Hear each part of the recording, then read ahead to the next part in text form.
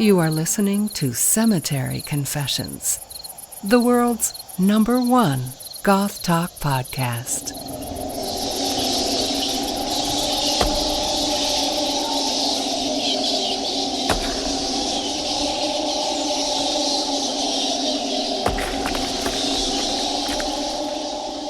All right, welcome to episode 43 of Cemetery Confessions.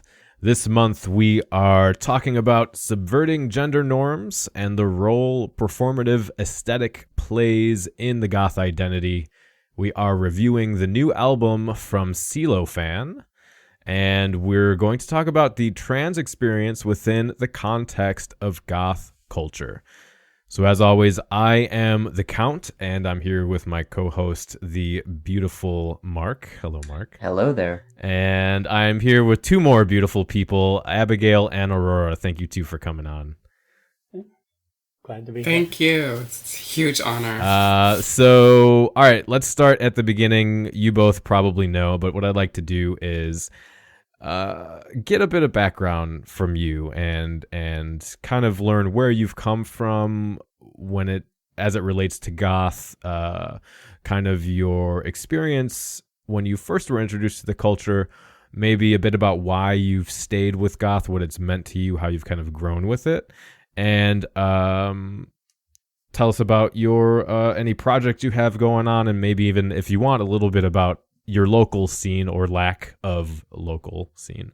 My relationship with goth is a little complicated. It's somewhat complicated by my everything I've dealt with being transgender. My goth identity, or being goth, sort of found itself inextricably bound to, my female identity. So my first exposure to it was probably, a lot of people in the 80s. In the environment that I grew up on military bases, I was fairly isolated.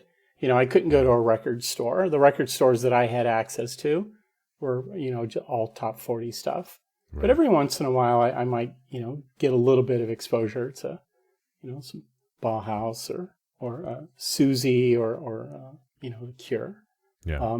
It wasn't until after I was out of high school in the late 80s and relocated, started college, that I ended up meeting a group of people that were very smart, very creative people, not goth, but very kind of well exposed to music and art and movies and everything. And that's where I started to get exposure to and learn all sorts of aspects of music and that sort of thing.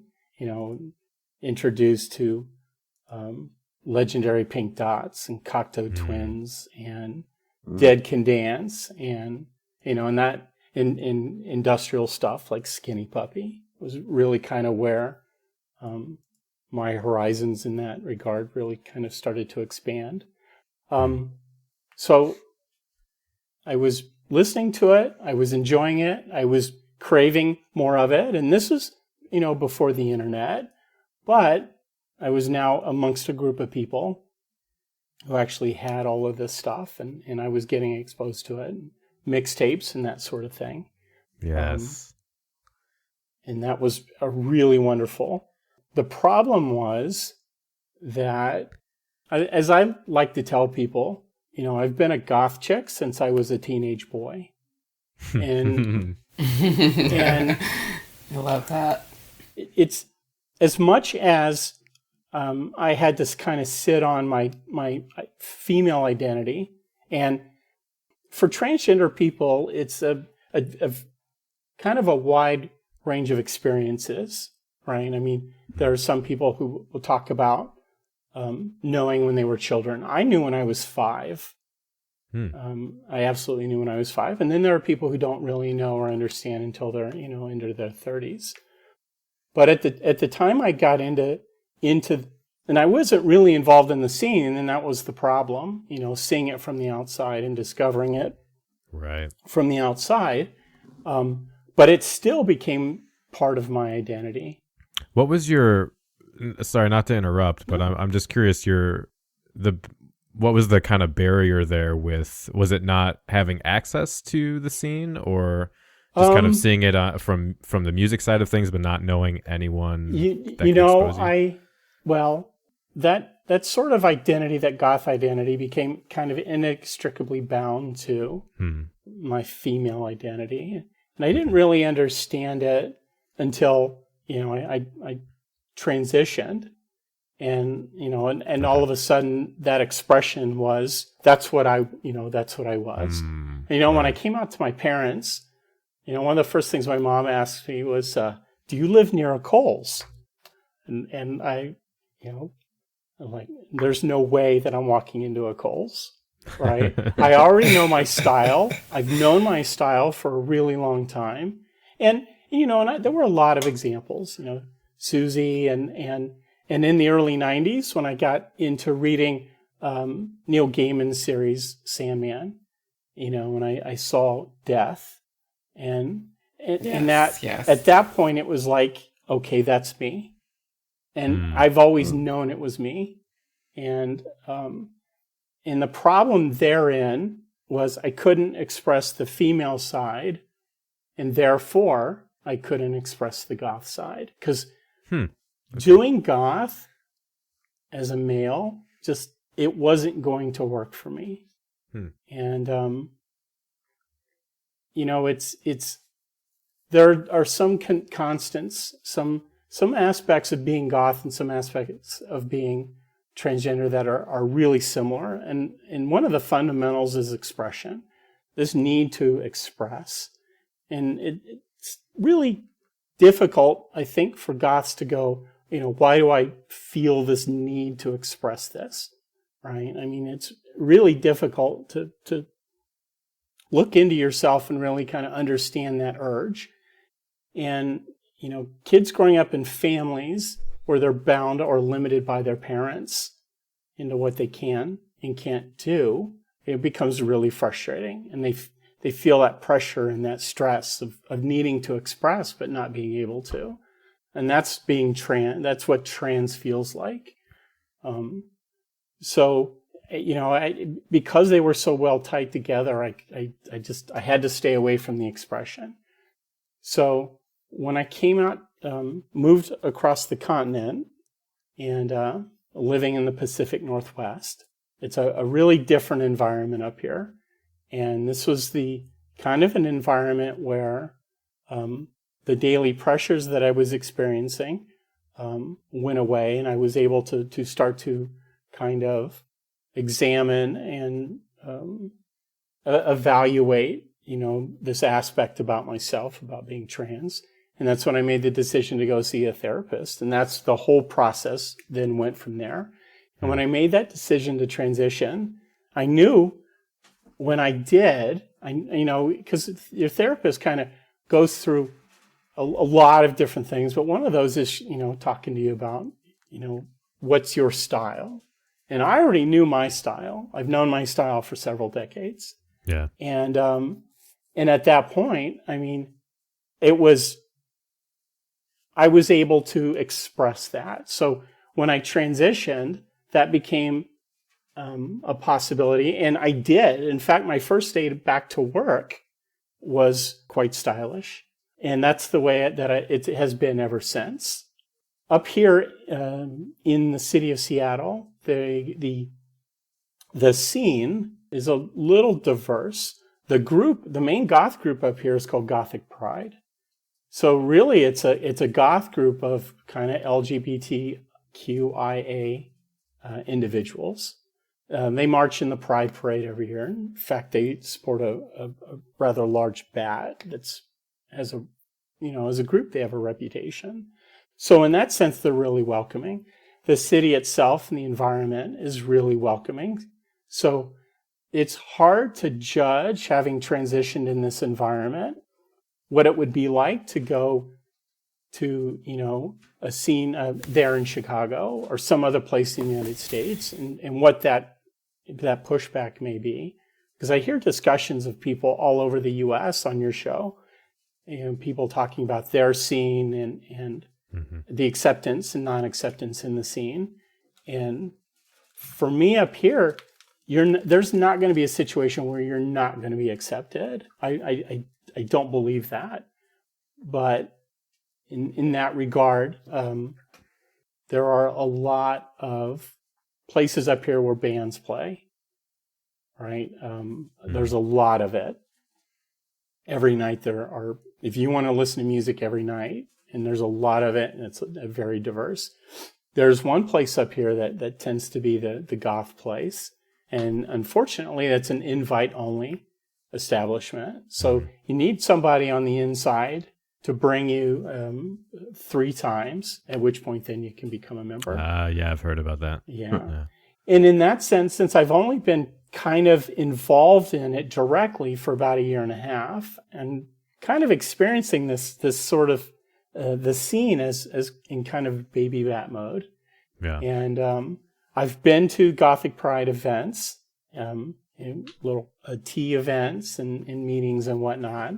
And I've not established solid relationships yet to get to the point where, I can get invited to go. The other challenge is, and I've heard other people mention it, is, going during the week. It's very difficult for me to go to an event that starts at 9 or 10 o'clock at night, get home at 1 or 2 in the morning, and then, get up at 5 for work. So I look for things on Friday nights and Saturday nights, and I've been to a few up here. I've been to a Velvet Acid Christ. Skinny Puppy's been up here, but it's very difficult to find bands like that on a Friday night or a Saturday night. Yeah. But I try, and I'm working on it. Like I said, I've been into this about a year and a half now on the scene side, and it's growing. In regards to that club, if you are we could talk about this on Facebook later, but if you are interested, I know several people that go, so I could probably connect you with someone that can get you in. So just say the name of the show, and they should just let you in by default. I know the count. Let me in. So yeah, awesome. Thank you for sharing, Abigail. Aurora, why don't you tell us a bit about your introduction to Goth and all that? Well, you used to run a YouTube channel that I enjoyed. I do, yeah. I still do. Oh. I don't do it as much. I still do, not as much as I used to, but yeah. So I guess I started out with the first time I heard Love Will Tear Us Apart. I remember seeing it on TV. I was probably like 14 back when MTV still played music. It was like 1 o'clock in the morning. And from there, I just started exploring more post-punk goth music, and my life was forever changed. It was never the same. But my goth identity, hasn't been easy. I've often, throughout the years, tried to suppress it, top of trying to suppress my female identity for the first 25 years of my life. That was not easy. I always come back to it. I always come back. This is who I am.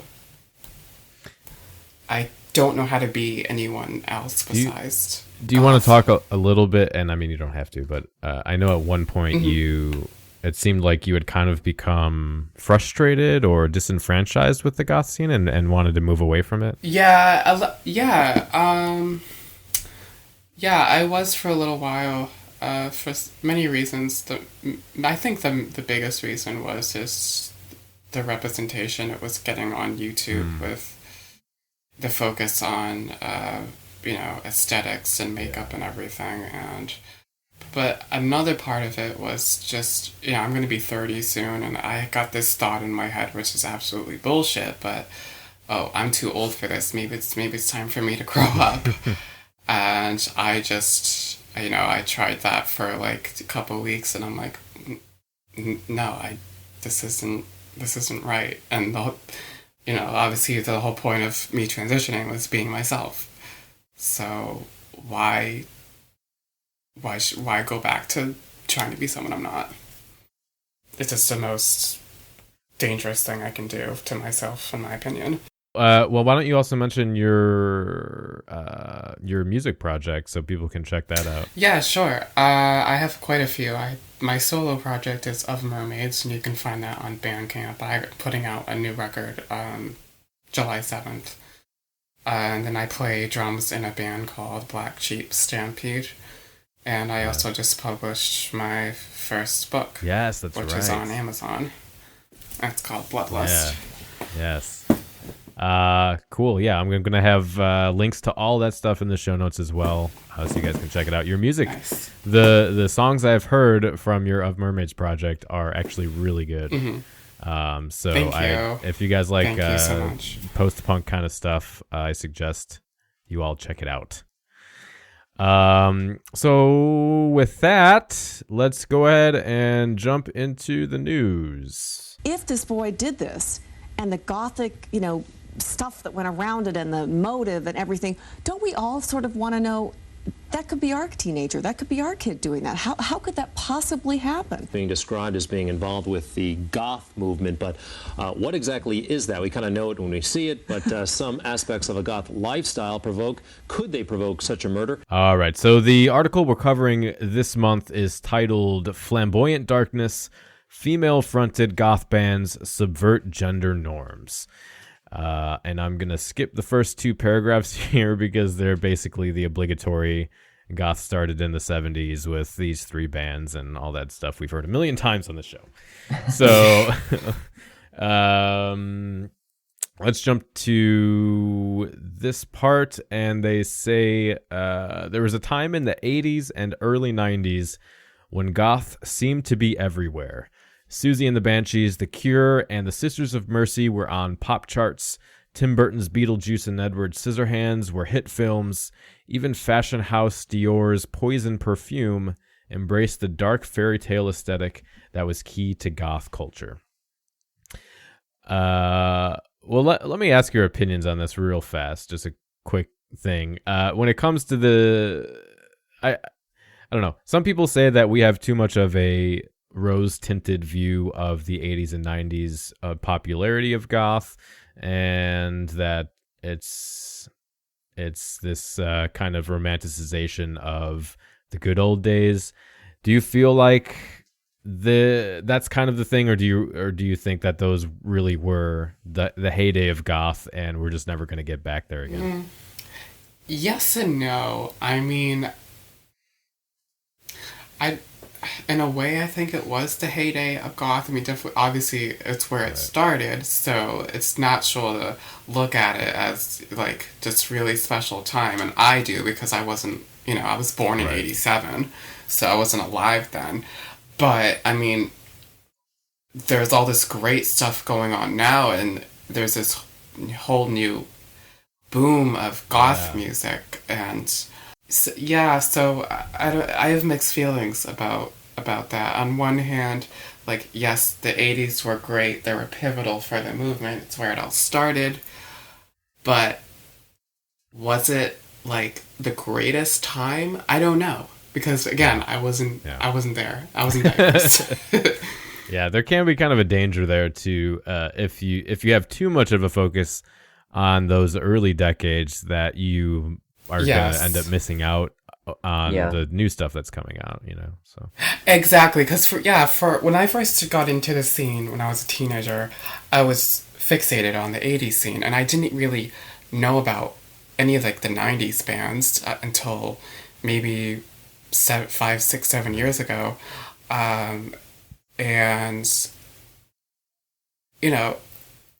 So I don't think that's a really good thing to do.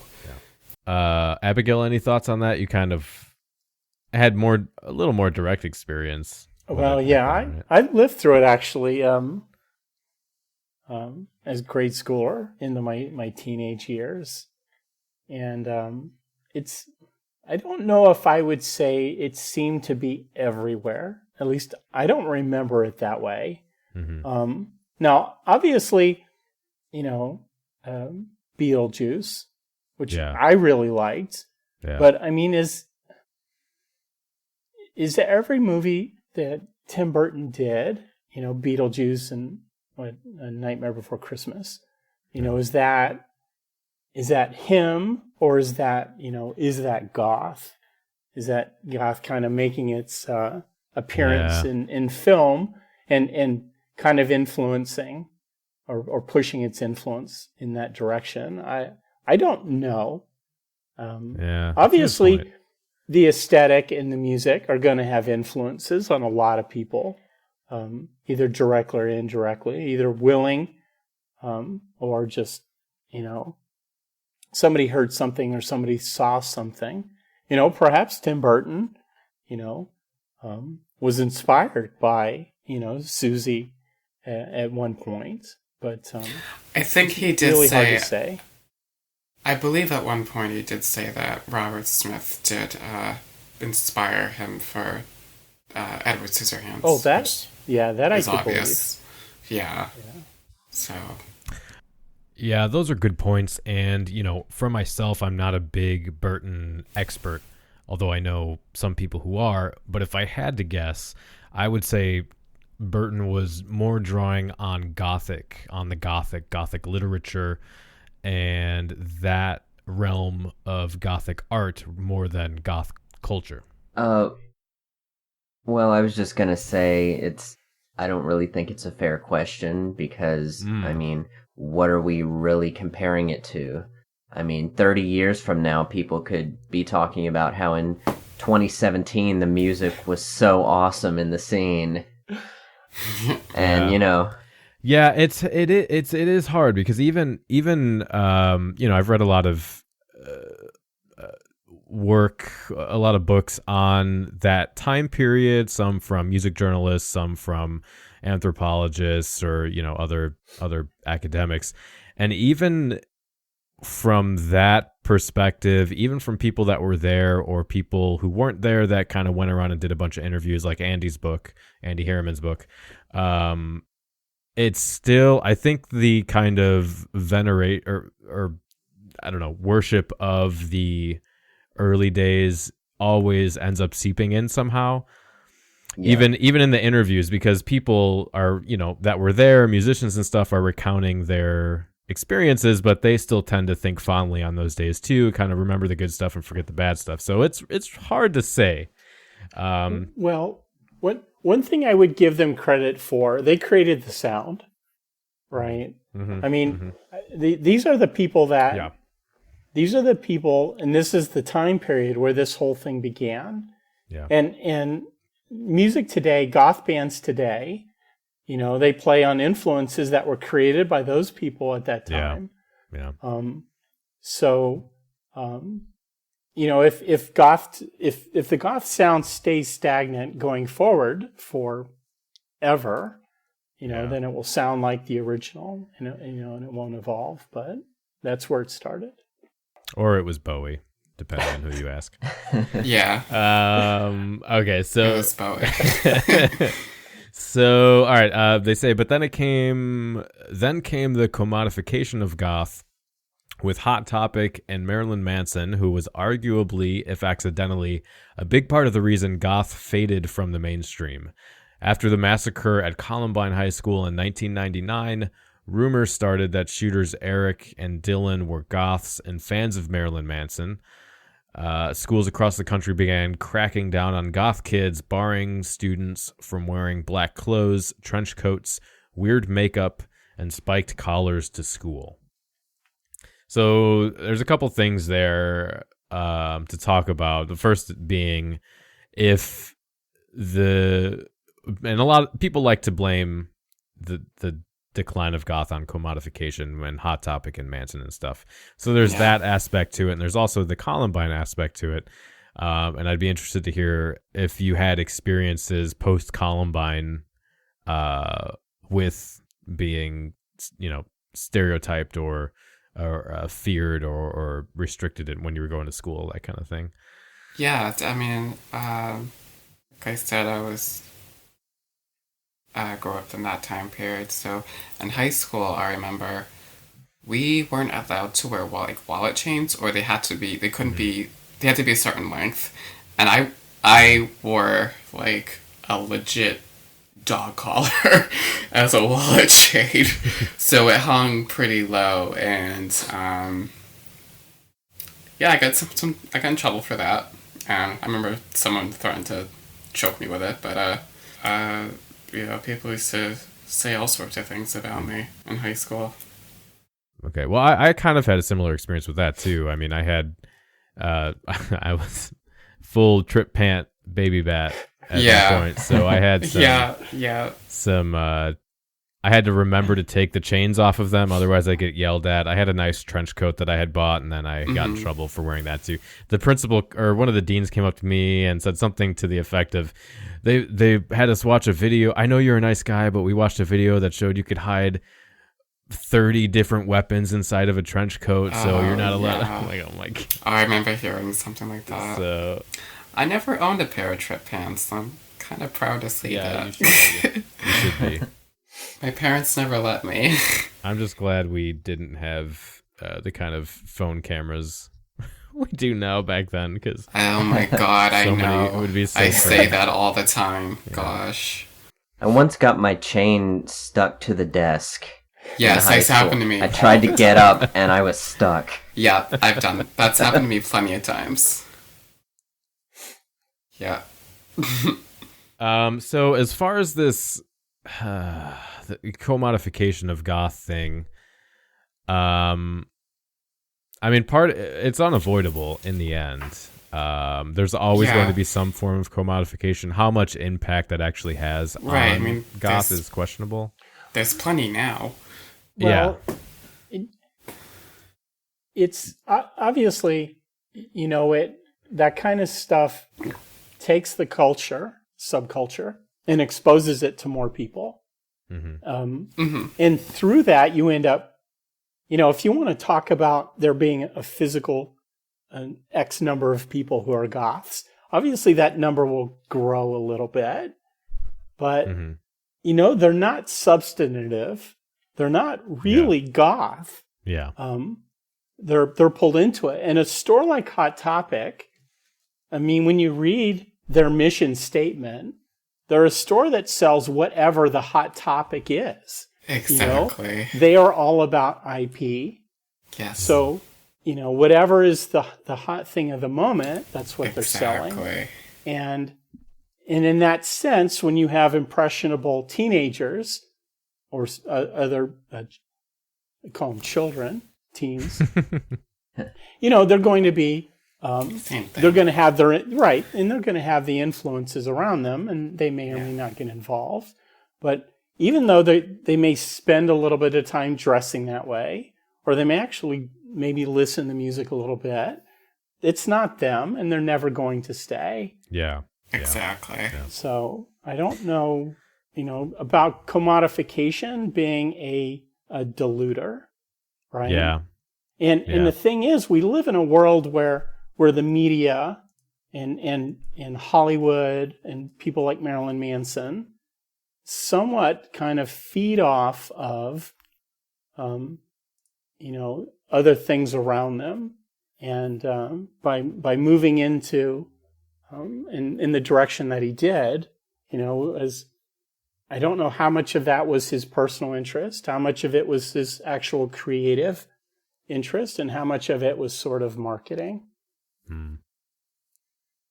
Yeah, I don't know that either. I think, and also to your point, I think when you have something as subversive and kind of alien in appearance as Goth is, I don't think you could ever realistically expect that to maintain a mainstream presence. No, absolutely not.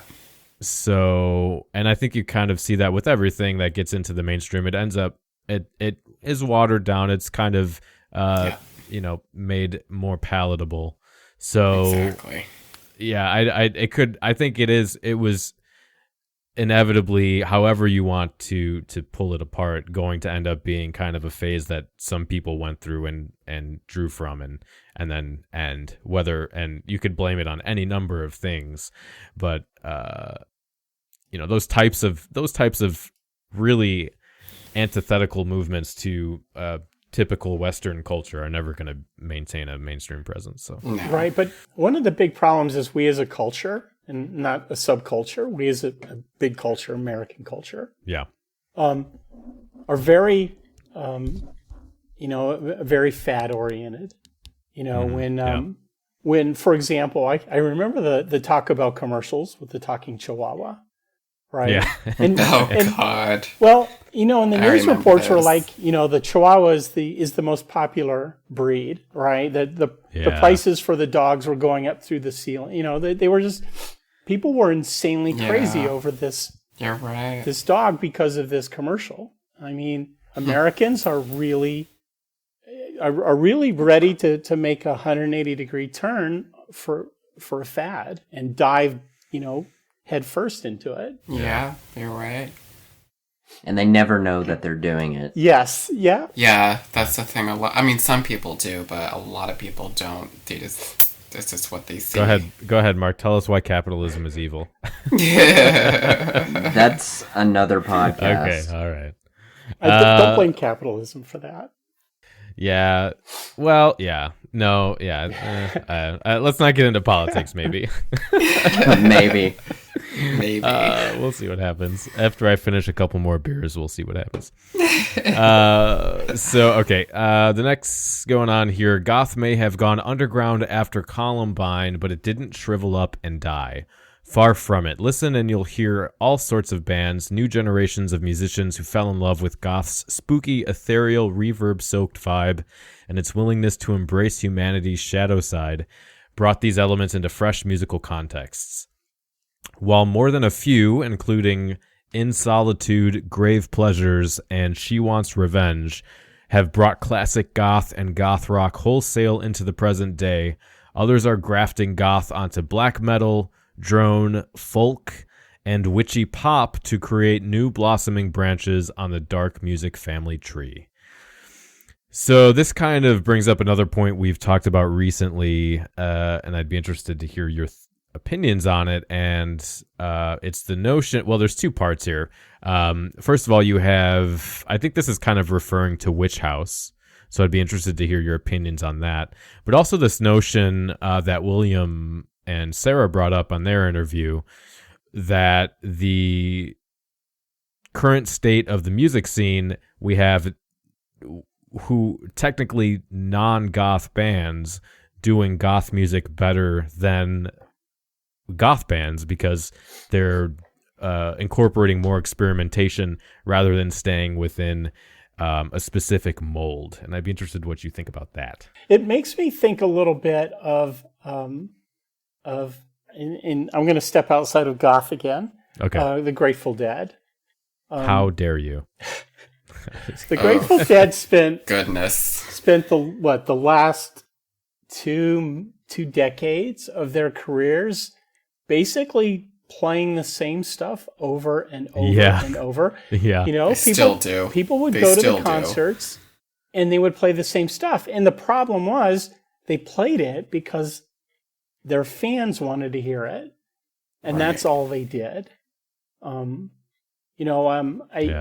Some of the bands that I really like, have been listening to, since their first album, I always inevitably see people on the internet, especially when they talk about ratings, about how they don't like the album, the new album, how they want it to be more like the old album. Yeah. I'm like, if you want more of the old stuff, just put the album on repeat and listen to it all day. Exactly.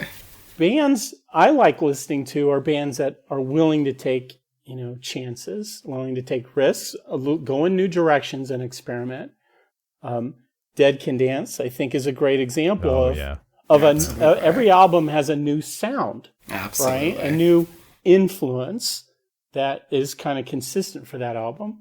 I think, Skinny Puppy made when Dwayne Cattell passed away, they've made a huge kind of shift in their sound, and today, from album to album, it's a lot of experimentation, and I like that. And that, to me, is the interesting thing potentially about the goth sound, is what people do with it. And people who lament that goth today doesn't sound like it originally did, say, that's great. Because if you want to hear the original stuff, it's been there for 40 years, 30 years or 40 years. You can always listen to it.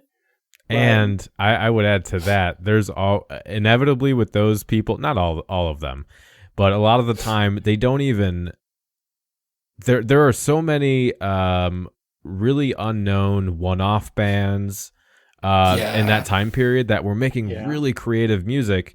And so even if you want to just dig into that stuff, there's probably going to be more music to discover that you didn't even know about during the 80s. So absolutely. Yeah, I one of the other podcasts I listen to is The Fade Out, right, with Crew Britannia, which is an awesome podcast.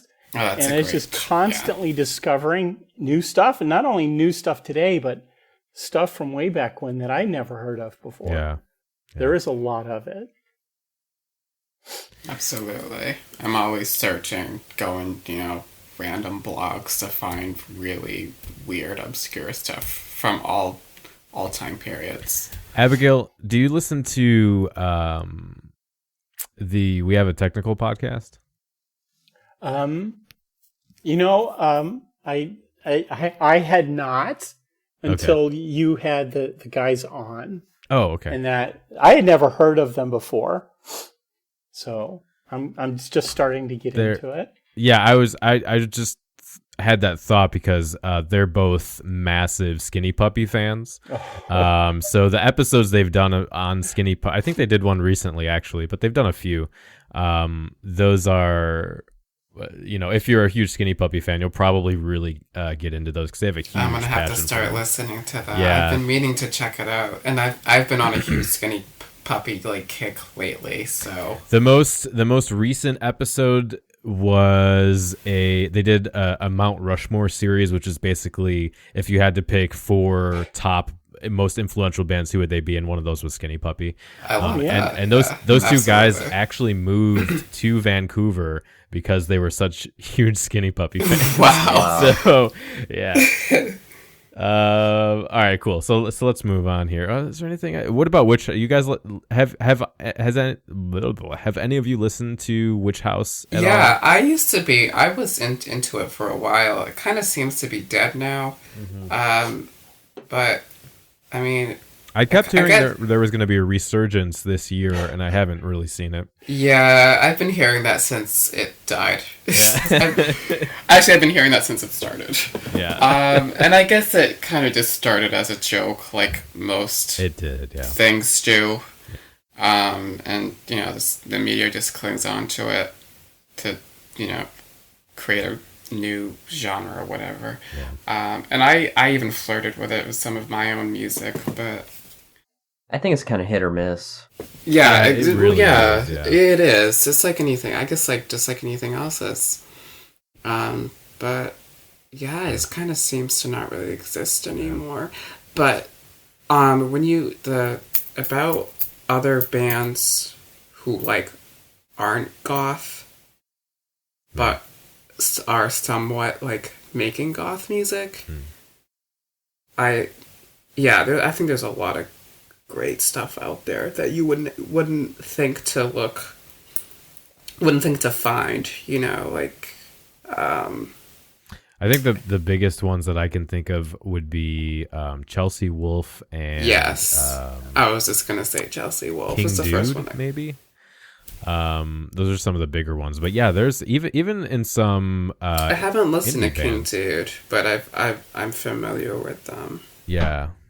Yeah, and I mean I kind of dabble in some of that stuff, and maybe I should check it out more, but it doesn't. It's I don't know. It's just not dark enough for me. I think I don't know. Yeah, there's this band I actually just discovered today.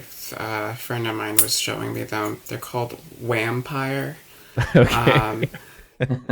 They're really good. I really hope, based on that name, it's like a cheesy 80s synth pop. It's kind this song I heard. It has this lo-fi, it almost sounds like it was recorded on a cassette. Mm-hmm. But they're this great noise pop band. Okay. But they have this dark undertone to them, and I'm finding a lot of bands like that. I'm finding a lot of bands just you hear a goth influence with them. And I think the band that I play in with is kind of like that. We're more on the like new wave kind of. I would describe us as like if like REM and like early New Order and The Cure like had a baby. Okay. And with like a maybe little dash of the Smiths as well. Yeah. So let's move on. So they're going to talk about a few bands.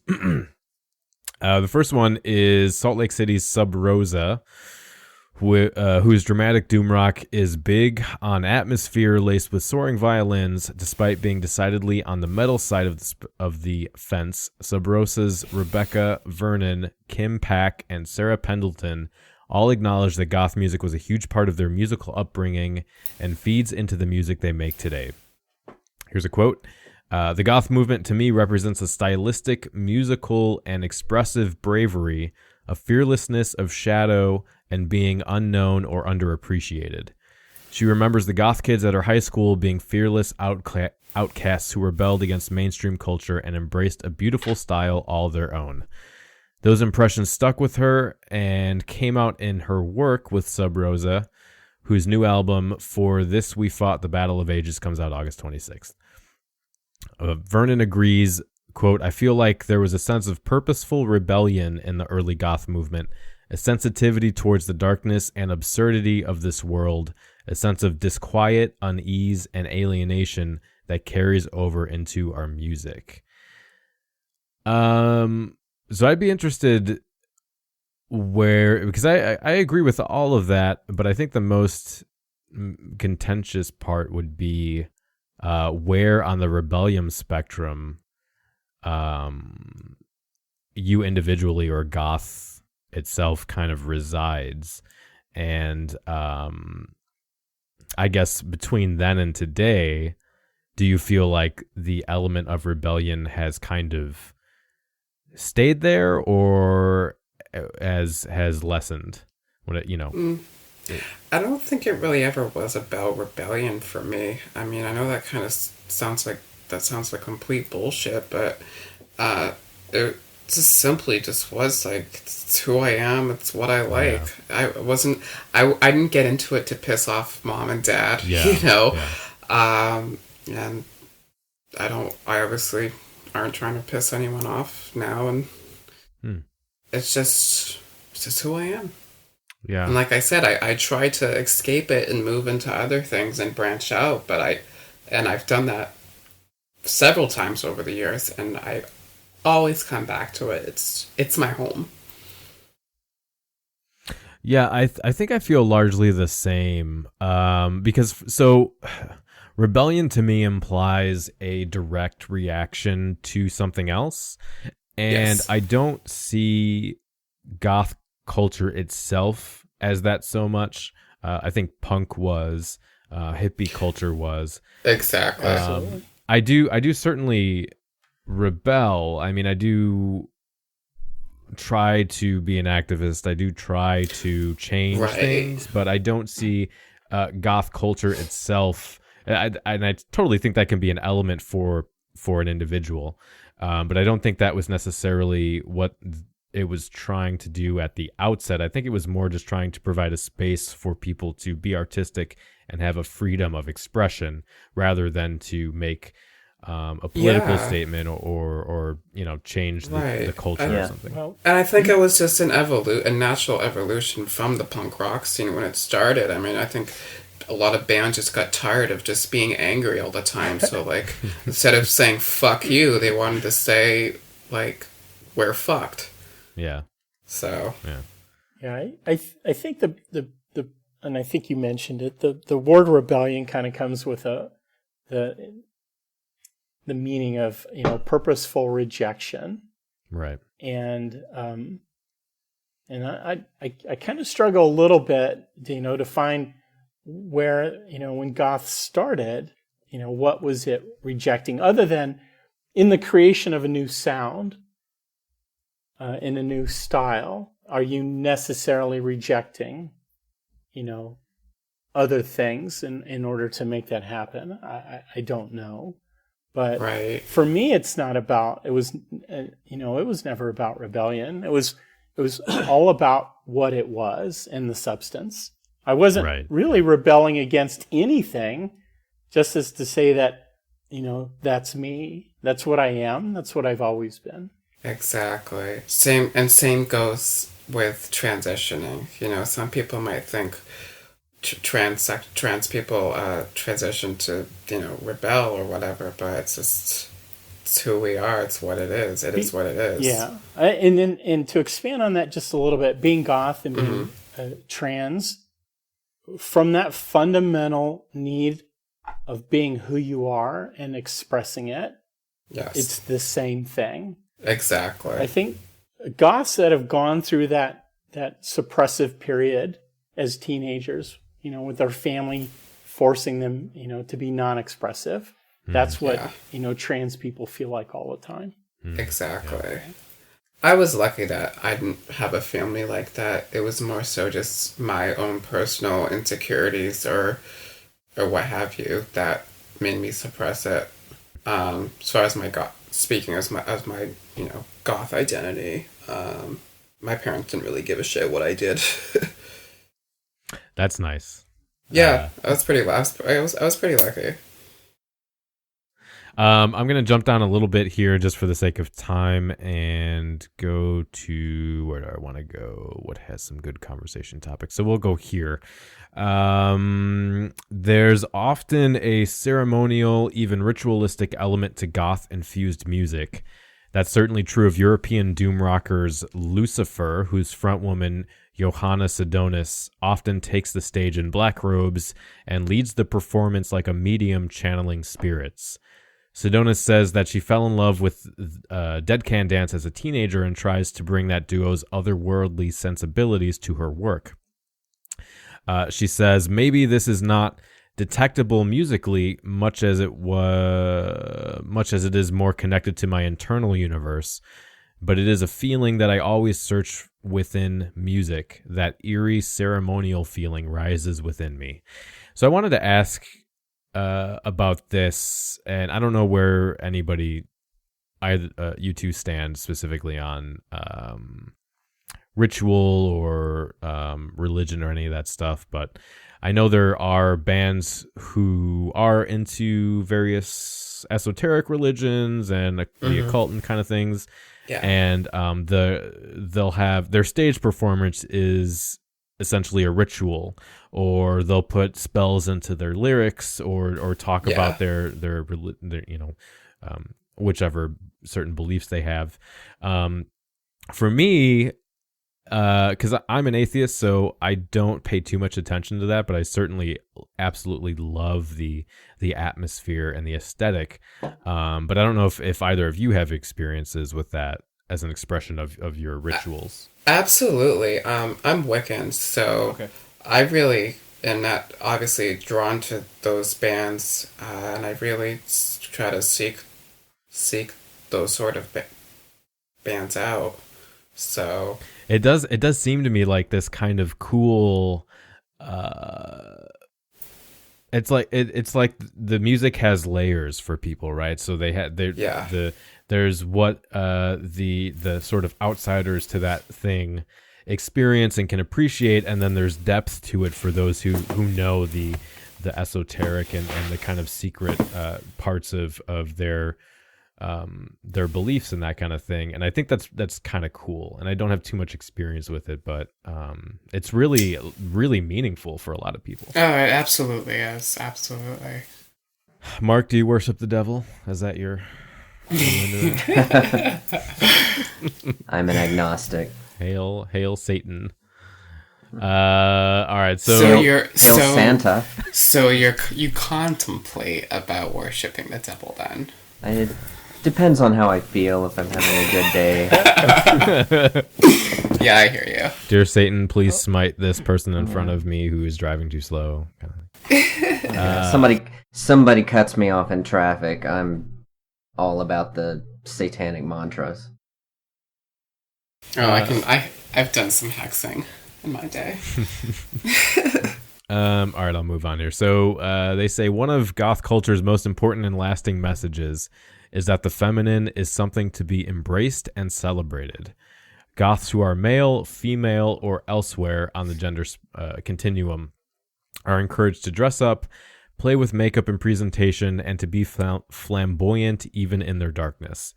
Excuse me. Although Goths' beauty standards have often been exacting, calling for slender, almost alien looks, they also make room for people to explore. And I think this kind of brings up a point of debate within Goth, and it's the notion of who is Goth truly egalitarian? Is it, I kind of, so I guess from my perspective, if you look at who were the influencers in the early 80s, you've got Peter Murphy, Johnny Slut, Nick Cave, Ollie Wisdom, Daniel Ash, Andy Sex Gang, Andrew Eldritch, Nick Fiend. All of these bands, it was mostly European. They were usually male, and they were white, and they were very, very thin. Right. So, while I do think they were still providing a space for people to, I mean, gender bending is obviously very transgressive, but because of the nature of most of these musicians being a certain type of person, I think even today you still run into and even youthfulness. Like if you look at people sharing like Facebook pages who will share photos of Goths or photos of bands and things like that, there's always usually more of a veneration of people that are youthful. And I think that kind of comes out of it. And I don't think it should be like that, but I think because of the nature of who were the innovators in the early scene, people look to that as the ideal, when I don't think it should be like that, but I think that ends up happening anyway. I think a good Nephilim who's been on the show before, because this comes off, or this topic comes up sometimes about do you have to be white to be Goth, or that kind of stuff. Yeah. And his response, which I agree with, is that the Goth aesthetic isn't about looking as pale as possible. It's about more about looking dead or looking corpse-like. That yeah, exactly. I remember him saying that one of his YouTube videos as well. I've always been a little fascinated with these discussions. This is a kind of a consistent theme. But this idea that somebody would kind of spend the time and put the effort in to generate a presentation that kind of goes somewhat counter to the vast majority of people around them, only to be put down or to feel like they're being put down or rejected by people within the same subculture. I mean, you've already rejected the opinions of 95% of society or more. I mean, I don't understand. Now, I understand that we have this incessant need to want to belong, and that rejection, from a brain functioning standpoint, can be far more intense than physical pain itself. Right? I want to be part of a group and they're rejecting me, and that is really hurtful, and I understand that. But if a group of people in the subculture are being cliquish to the point that they're not interested in what you're doing or who you are, then go find another group of people, because they're honestly the kind of people you don't want to be really hanging out with. But there's no limitation on the subculture, right? It's not a subculture of people who look a specific way. And, though the progenitors looked a certain way, there's nothing about the culture, the subculture, there's nothing about the music or the presentation that limits in any way the height, the weight, the color, the gender of the person, that's involved. Exactly. And that is, a lot of people feel that way. And I certainly did at one point. That was one of the reasons why I felt kind of disenfranchised by it. Because I felt like I was boxing myself in, that I had to look a certain way, listen to a certain style of music, but obviously that's not the case.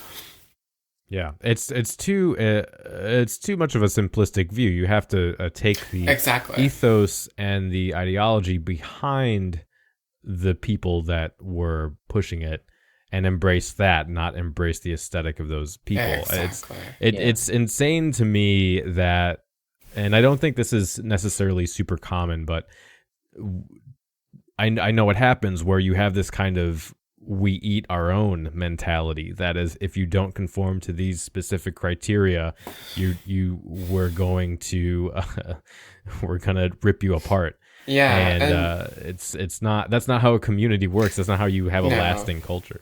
No, of course not. But I have come across some people that are like that, and unfortunately, but they don't last. They eventually, I have seen a lot of people who are like that eventually get, fizzled out and get tired and not stay with the community. There's the guy from Poser Patrol is kind of crashing and burning right now too, but that's a whole separate thing. I'm not even familiar with I'm not sure what that is. Do I want to know what that is? And I'm glad I don't. Yeah, so exactly. This is the thing, is that because I kind of make it my job to try and find every single possible little community within Goth. But that's the thing with being online, is that it's even as open as access is to everything. There are so many like tiny little groups of people that think they have a wider influence than they actually do, which is really interesting. Is this like a Goth or Not sort of website? People post a photo. I remember that website. No, it's not like that. Okay. Oh, I remember that. But even if you, maybe a best case example would be someone like Black Friday, who you could say has maybe the largest Goth online exposure. Even with somebody like that, because I try, whenever I hang out at clubs or I have meetups at my house and that kind of thing, I try to get a feel for where people are and what they're exposed to and that kind of thing. And even with Black Friday, a lot of people won't even know who she is. So these online communities and celebrities and kind of things, I think because of they're kind of in their bubble, they get kind of think they're a bit more popular than they actually are when they don't. Yeah. So there was Sebastian Columbine was one of the people that first spring to mind when you talk about like that, and I don't even think she's around anymore. Yeah, I don't know. I mean, she doesn't make videos anymore, I don't think. Yeah. She exists I don't think somewhere. she's into Goth anymore. Yeah, she said that, but she still certainly looks like she is. So I don't. From the pictures I recently saw of her, it was very kind of like pastel Goth. Oh, okay. Yeah, it's like pink everything. Yeah, a lot of pink. Blah. Okay, so I don't have a problem with it. Yeah, no, I don't have a problem with it. I don't like pink personally. Okay, well, let's move on though. Like Goth culture itself, the culture's androgyny and gender play has its roots in 1970s glam, particularly David Bowie. Colloquia, I don't know which band she was in, but they say she loves how Goth culture continued that exploration and redefinition of gender. Quote, it felt very welcoming to see men disregarding stereotypical male stage presences and methods of creating, and instead welcoming and playing with female and gynocentric based ideas of performance, living experimentation, and composing. Sub Rosa's pack agrees, noting that Goth culture has made space for expression of dark, powerful femininity for women, but it has especially done so for men, who are traditionally discouraged from showing that side of themselves. It has also made space for transgender performers like Anoni? Anoni. Anoni? Yeah. Okay. And Them Are Us Two's Askew.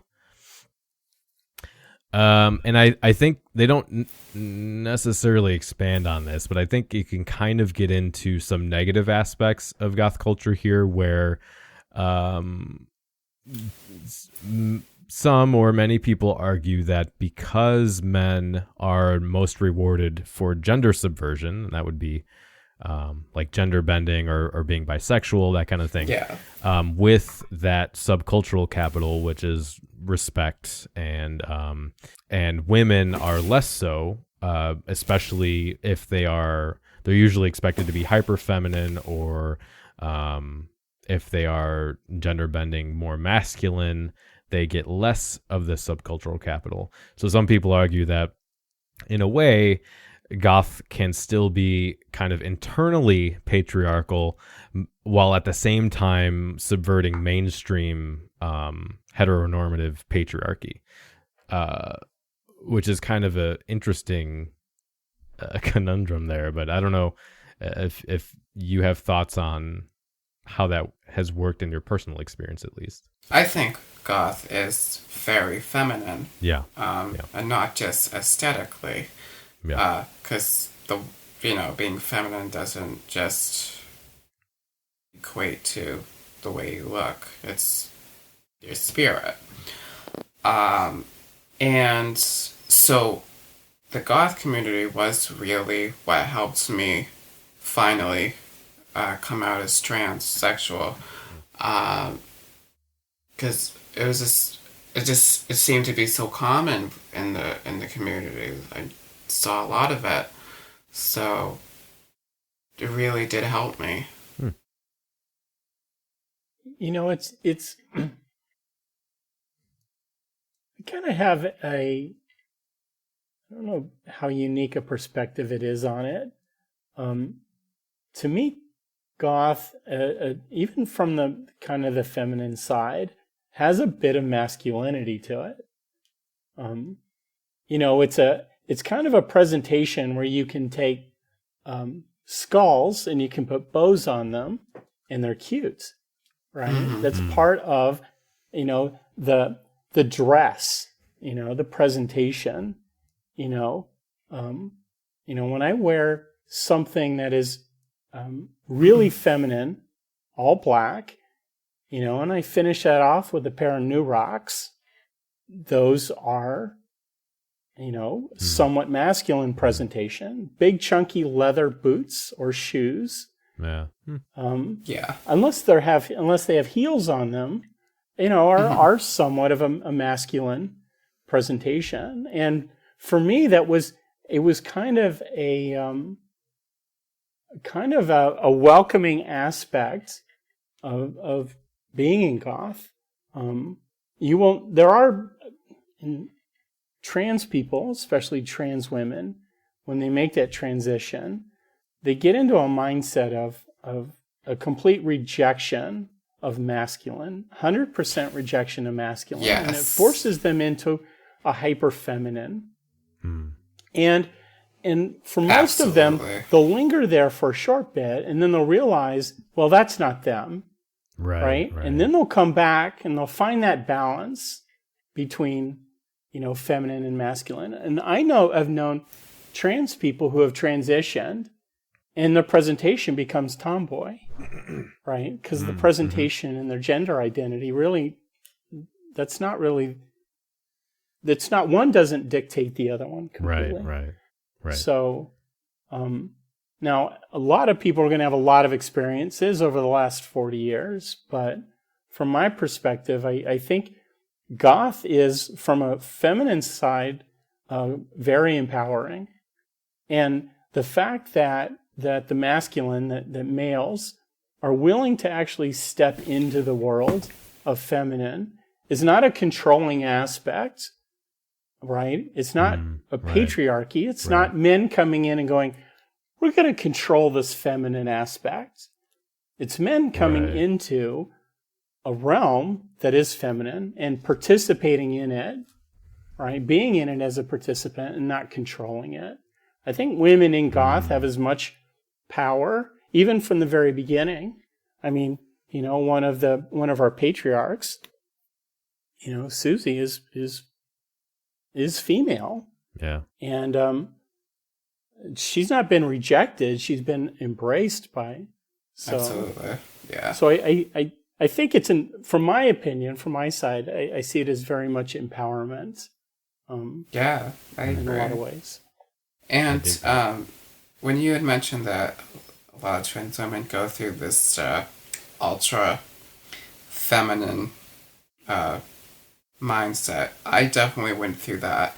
And for a while, I felt like being goth wasn't feminine enough, which now in hindsight I look back and I find that so ironic because it is so feminine. But you know, I at one point I was just like what am I doing wearing black all the time when I waited 25 years to wear, you know, pink. So I started wearing a lot of pink for a while, which I still do every now and then. But yeah, that's really interesting. Yeah. I like that take on it. That's I don't think I've seen that. I think I really agree with you, and I don't think I've necessarily seen that reflected in the sociological literature that I've read. But I think we're going to kind of get into that in the philosophy segment, so I'll save a bit of that. But let's close out this article. There's a couple little parts left here. Here's another quote. As a teenager, I was definitely attracted to goth and new wave, in part because of the androgyny, Askew says, and that aesthetic gave me a way to explore my gender expression before I could even come to terms with being transgender. Still, the bulk of today's goth and musical realm is still, quote, clean-cut straight dudes in black jeans. Askew says, that combined with the fact that goth is full of femmed-up men leads to some frustration. Askew says, people don't think I'm a freak for looking the way I do, but they still see me as a man most of the time, and it's really frustrating.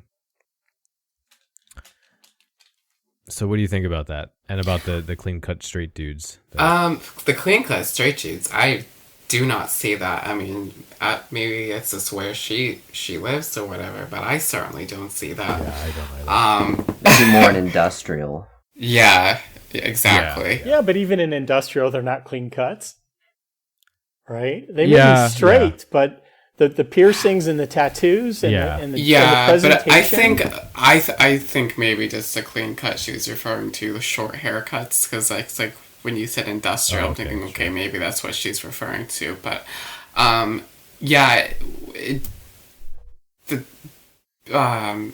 being goth definitely did help me with my formation of presenting feminine. Because before I transitioned, I was always androgynous.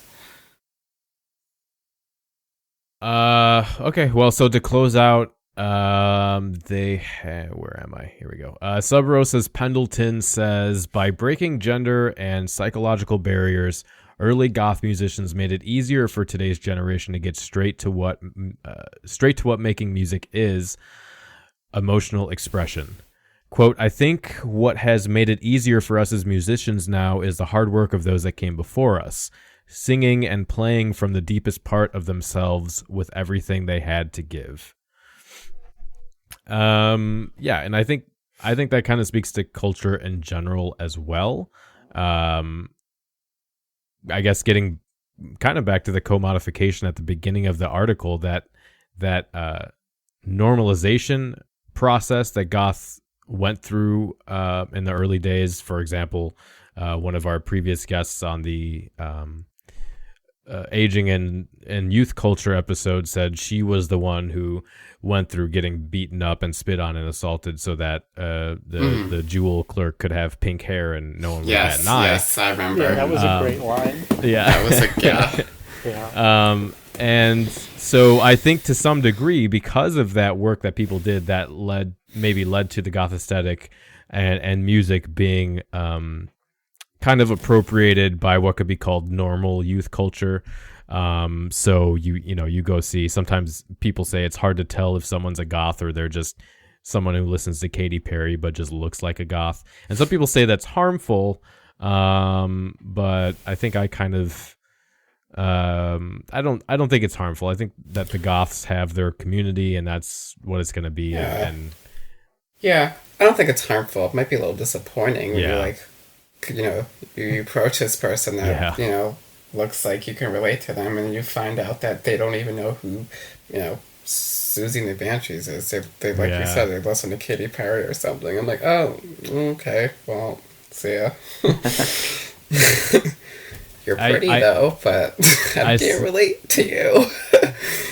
Yeah, I saw. Oh man, what was it? Maybe a month ago, we were at Target, and there was someone who was wearing jean suspenders and then an Unknown Pleasures shirt, and I thought, I hate going up to people, but I thought, you know what?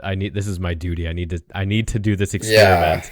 Yeah. And so I went up to him and I said, "Hey, I dig your shirt. I'm actually personally I really like Closer as an album more than Unknown Pleasures, but it's still pretty good. Are you a big Joy Division fan?" And he was just like, I just like the shirt. I haven't really heard Closer, and I saw it on Tumblr. You know that? Yeah. There's like a whole meme of that. It happens with a lot of things. I mean, the place where I used to get my coffee every morning, one of the baristas in there was wearing a t-shirt with an old style logo of the university I graduated from. Oh. So I asked her, I said, "Did you go there?" She said, "No." She kind of looked down a little bit, kind of embarrassed. She said, "I saw it. I think it was Forever 21. And she bought it. They had it at Forever she thought 21? It was cool. Oh, yeah. Yeah. So weird. So it was, and I'm like, it's a university logo, right? Yeah. And I just like, okay, but that's what she did. So people buy it for the way it looks. Not for what it represents. Which is fine. Which is fine, but it's hard because that's one of the other topics is when those subcultural markers that were so important to, especially in the 80s when it was much more dangerous to be weird. Those symbols and those identifiers were much more important for people connecting and finding their tribe and their community. So now it's kind of confusing to try and at least in person have a conversation and find a community with people that you think are into something specifically and are just have no idea what it is. So marketing is a very powerful force. Yeah. Oh no.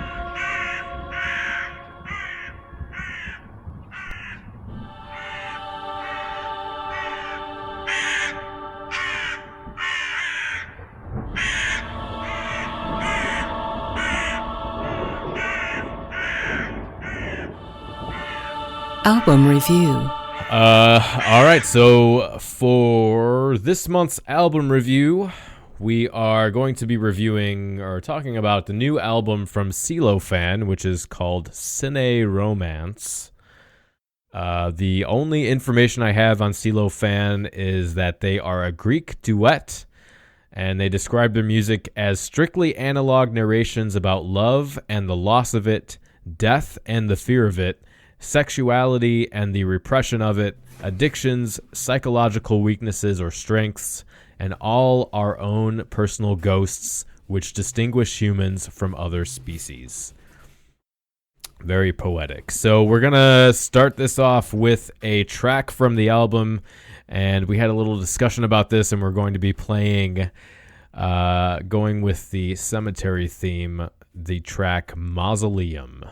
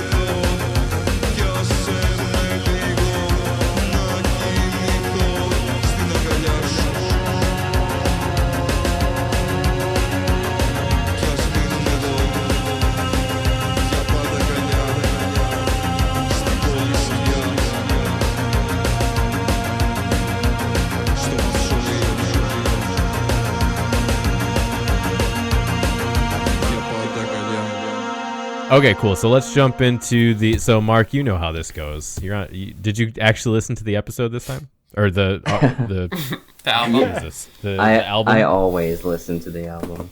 Okay, awesome. Do you want to give us your although review? it's usually like a couple hours before the show, but yeah, that's fine.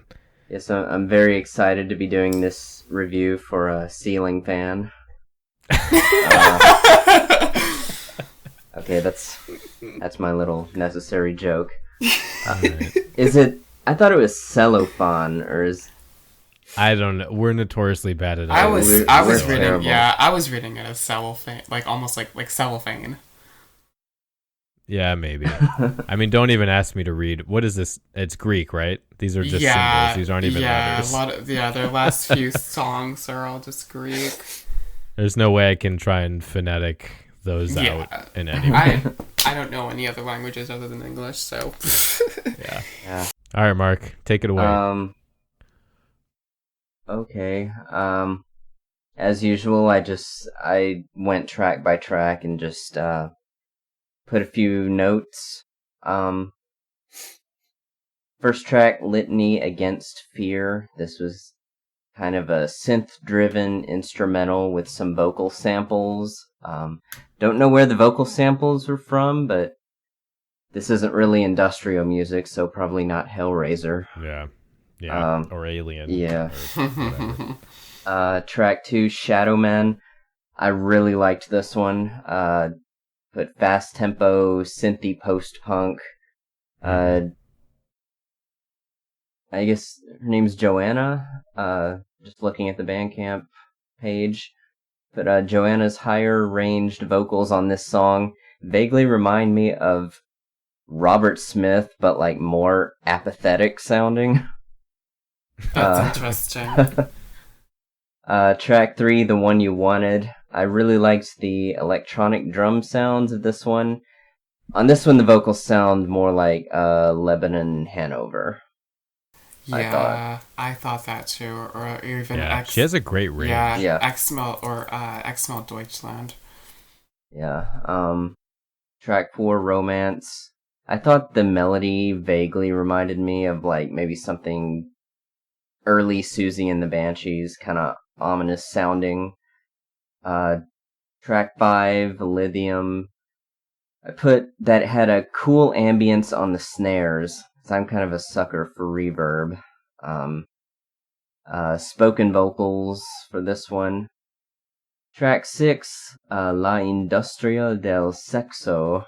I assume the vocals weren't... Wait, say that last part again, but slower. Only if you get that Poe bottle. All right. Or that Poe candle. I gotta not a bottle. do some stretching. A bottle will work too.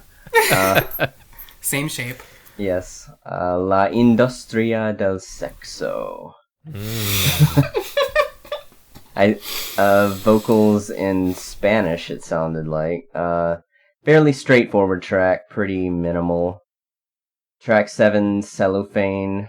Piano driven, a slow, mournful dirge, darkly romantic. Track 8, which we just played, I had that this was kind of a campy song, like kind of maybe from an old horror movie, like something from the 70s or 80s. Yeah. Maybe like a slasher movie from that time. Yeah, something you'd hear in the background. Yeah. Track 9, Crime Scene. I thought this had kind of a weird intro.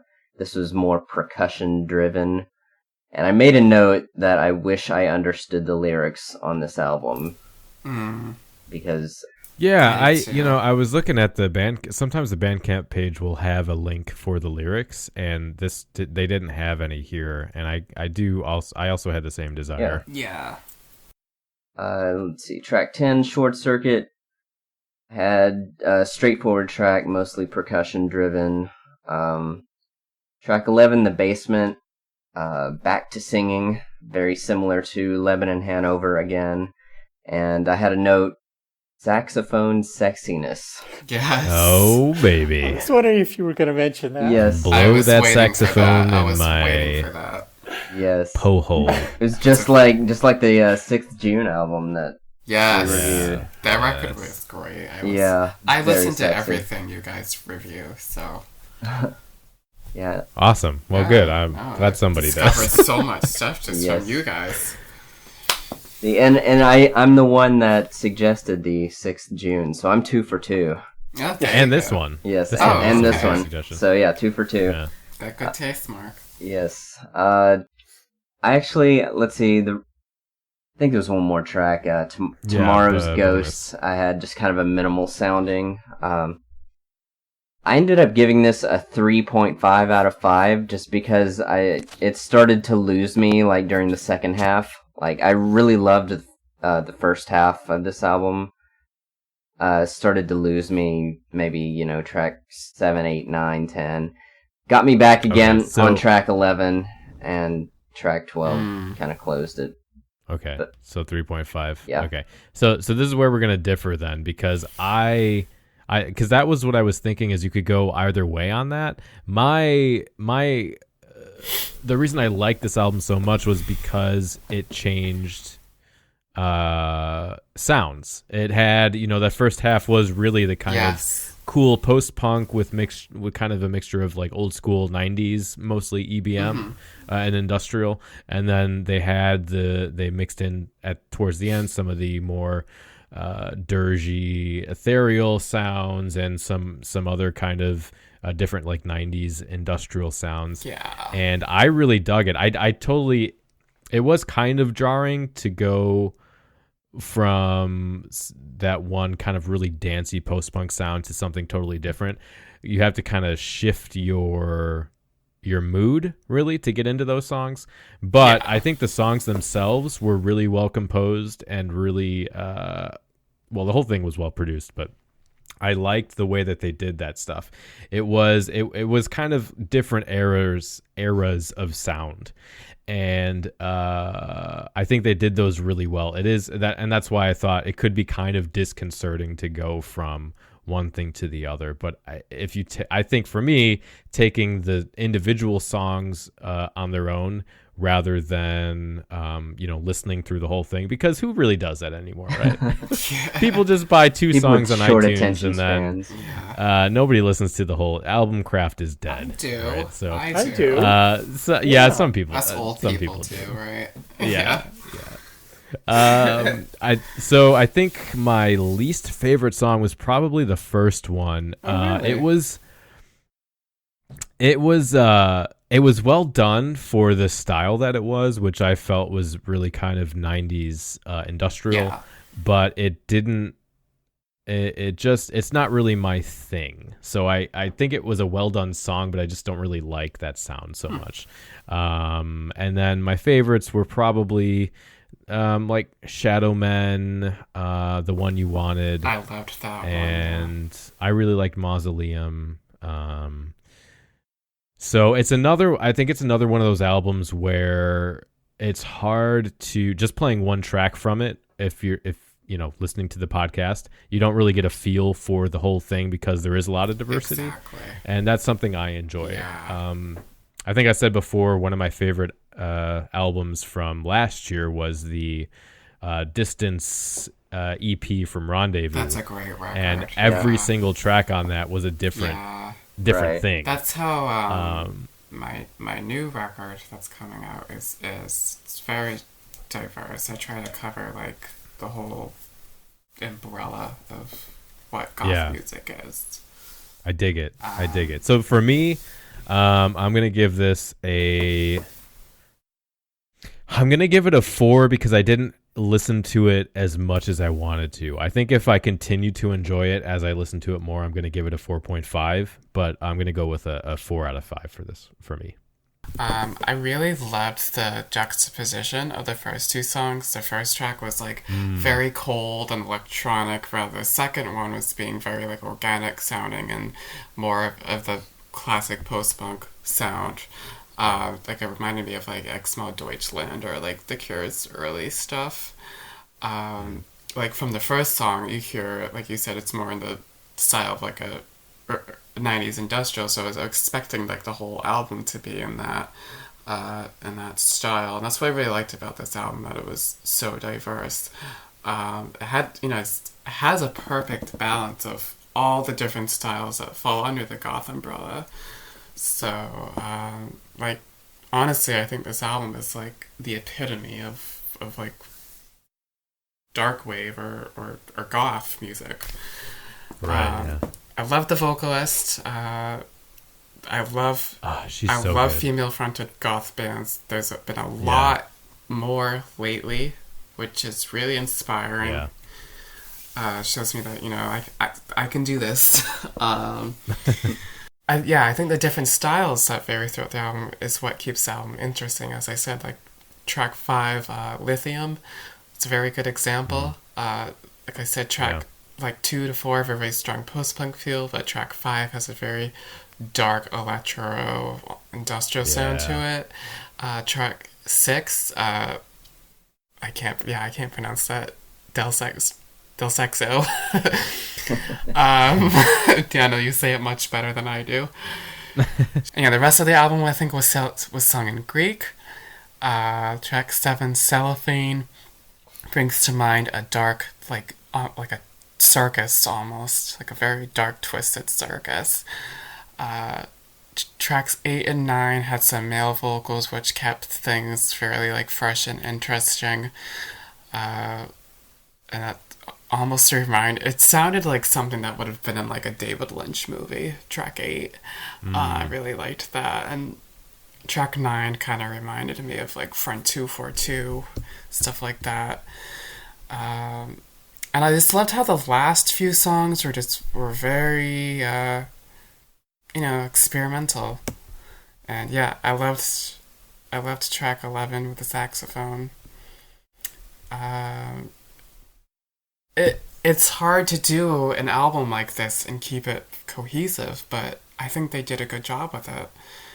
I thought it was very cohesive considering it's a lot of different styles. So I give it 3.5 out of 5. By the way, did any of you watch their music videos? No, I didn't know they had music videos. I'll have to check those out. Yeah, they have some really good ones. Especially, I think, I don't know if I can even pronounce this. I'll just send this link. They've got some really, really creative music videos. They've got like 4 or 5, I think. But Abigail? Well, when it comes to reviewing this kind of stuff, I'm certainly out of my league here. Okay. Well, but I will. But I pretend. Yeah. No, you're not. No, I mean, you guys have a really good understanding, all right, of the musical side of this, and I was never one for a music theory, so. Right. Yeah. It's obvious that the album the songs on the album are intentful. And it got better the more that I listened to it, which is normal even for the bands that I really like. That first time you listen to it is like you have kind of questions about it. Yeah. The thing, there's some really great songs on it. Romance, Cellophane, Mausoleum. I really like those. La Industria, Del Sexo just seemed kind of out of place right there in the middle of the album. Yeah. And then Litany Against Fear. It'd been interesting if they could have, you actually used the real quote from the movie. That compared to everything else in the album, it just, I'm the kind of person that likes to, it doesn't have to be like a David Bowie type of story through the entire album. But some of the songs are radically different.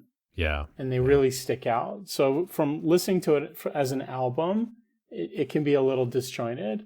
But I think as Aurora said, each song has a specific purpose. And in that sense, I understand it. And the songs are really good and well made. So I would give it a 4. Yeah. Yeah, I agree. I totally dig this. I really like this. The Selofan, they've had some tracks in the past that I just absolutely fell in love with, and I think this is a really good album. So if you're into variety of sounds and old 80s and 90s stuff, I would highly recommend you check this album out. It's really good. Before we jump into the Philosophy Corner, of course, I'm going to take a moment here to thank our Patreon members, without whom this show would not exist.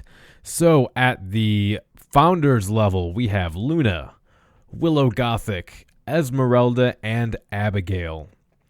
At the Nocturnal Council level, we have Dolly Dagger, Ariel, Trey, Nephilim Incorruptus, Devin, Necromancy Radio, Anthony, Kay, and Michelle. And then at the Crow's Call level, we have Paula, Robin, Angela Benedict, Jillian Venters, On the 13th, Dom, Noir, Elizabeth, Marco, David, Brenda, Christian, Shelley, Angel, Elizabeth, Jen, Claudia, and Lyrillith. Thank you all so much for your continued support of the show, your feedback, your patronage. We really do this for you and for the community, and I'm truly honored that I have such incredible people supporting the show and helping to get this out there to the broader goth community. So with that, we're going to go ahead and jump into the Philosophy Corner. We spend so much time trying to define what is goth. This is a very important question that, of course, we're going to also try and define what is not goth. Why goths have half a dozen different words for poser is probably a reflection of how important it is for them to define gothdom. You don't wake up one day and decide that you are goth. It's a mindset. It comes naturally. It's a lifestyle. Just so you know, goth is about 3 things: clothing, music, and lifestyle. I don't actually have a problem with the goth stereotype of the droopy music and the lots of eyeliner and all black. It's not about being depressed, and it's not about being sad and locking yourself in a dark corner and just writing sad poetry until your fingers bleed. A lot of people think that goths are Satan worshippers, or, you know, they sacrifice animals or they drink blood. The goth culture is finding beauty where other people wouldn't think to look. What is goth? It started out as an artistic movement about 400 years ago. Gothic art, Gothic architecture, Gothic literature. Where do you think we get the term Gothic novels from? To me, what goth is a movement where people who like a certain type of music dress in a certain way to express that taste in music. And that's all it is. It's just an aesthetic thing. So what makes you goth is not to do with any kind of criteria. I don't know why people set out criteria. There's a very few things that I actually call goth. You see, that is the difference between old school goths and many other people, is that we are very cautious about what we call goth, actually. A lot of kids become goths because it just looks cool, you know, and that's fine too. But at its core, it really is this this dismissing of the mainstream belief that we're happy all of the time and no one's ever sad, you know. So let's jump into this here. I think we kind of covered some of this, but we'll go through and talk about everything. While the existence of trans people has only recently come into mainstream consciousness in the form of a fight for equal rights, biologists have long known that gender, sexuality, anatomy, and identity are a spectrum both in nature and in humans. Goths, too, have a history of subverting heteronormative patriarchal gender expectations and providing a safe space for those who don't conform to those arbitrary mainstream norms. However, the debate about whether or not goth culture is in its current state truly accepting and progressive, or cis-centric and discriminatory, or whether it has any power at all to reshape culture into an egalitarian community apart from mainstream patriarchy, still exists today.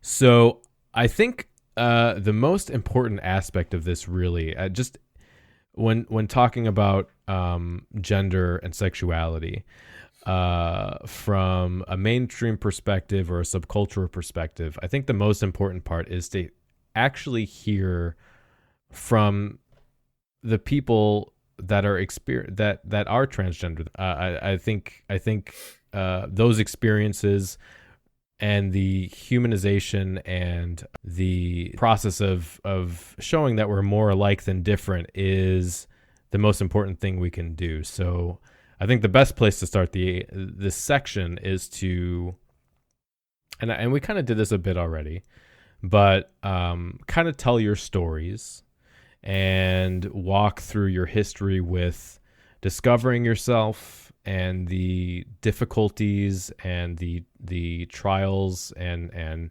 what that meant to you, and through transitioning, and we'll kind of get into how your family and your friends and society in general reacted to that. But I'd be interested in hearing your story. Yeah, sure. For as long as I can remember, nothing felt right. I just didn't know why or what it meant. It wasn't until I was in my early 20s where I realized what transgender meant, and that was who I am. For the longest time, I always felt feminine, always. So I just thought that just means I'm a gay man, even though I'm attracted to both genders. So I came out to my parents as gay when I was 19. Couple years later, met my. How did that go? Did they? It went. You said they were pretty open. Yeah, to being they were Goths. fine with that. They were just like, all right. I actually think that's exactly how my father reacted. Just like, okay. Are your parents? Are they particularly religious, no, or just I wasn't kind of really. No, I wasn't raised with any religion. And there were. Lucky you. They were though, and I think that's kind of the reason why we weren't. Okay. My mom was raised like staunch Catholic, and she like hates the Catholic Church. My parents were kind of both like they were hippies in their day, so yeah. But shortly after I came out as gay, I met my son's mother, and so I was like, yeah, just kidding. By the way, she's pregnant.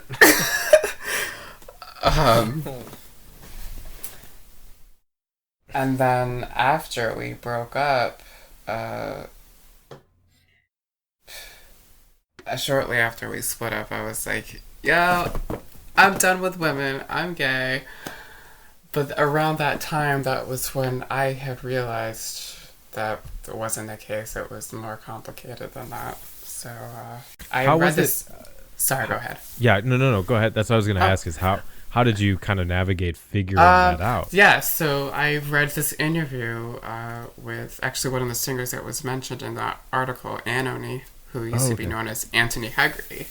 I read an interview with her on NPR. Like, I read the transcript, and she's transgender, and she just describes what gender is, and that's a condition of the spirit, and what transgender means to her, and everything just clicked at that point, and I was at that moment I figured it all out, but I hid it for 4 or 5 years. Right. So, but like I said earlier, the Goth community really did help. It really was the reason why I came out. It seemed to be common. I saw a lot of trans people within the Goth community. So, what was your? I think you kind of mentioned it earlier, but what was your hesitation, or why were you hiding for a lot 4 or of 5 things. Years? If you're comfortable talking about it. No, of course. Dad, I don't hide anything at this point. I was just scared. I was just really scared what people would think. And, it was still so brand new at that time. When I came out, that's when suddenly everyone started talking about it in the mainstream media and everything. Right. So I was just really scared. I was in denial. I was, self-loathing. I was in a mental hospital for 3 days. Shortly after I came out to my family as trans, but then they set me up with a clinic that I started transitioning. So as soon as I got out of that mental hospital, I started going to that clinic, and it'll be 3 years since I transitioned at the end of next month. And how was that process for you? Was it validating? Was it absolutely. It's gone so smooth. It's been absolutely validating. I've been really lucky. I don't get harassed. I haven't been harassed. I haven't had any issues. I haven't been beat up, anything like that. Yeah. Knock on wood. But yeah, I've been really lucky. But that being said, it still hasn't been easy. Yeah.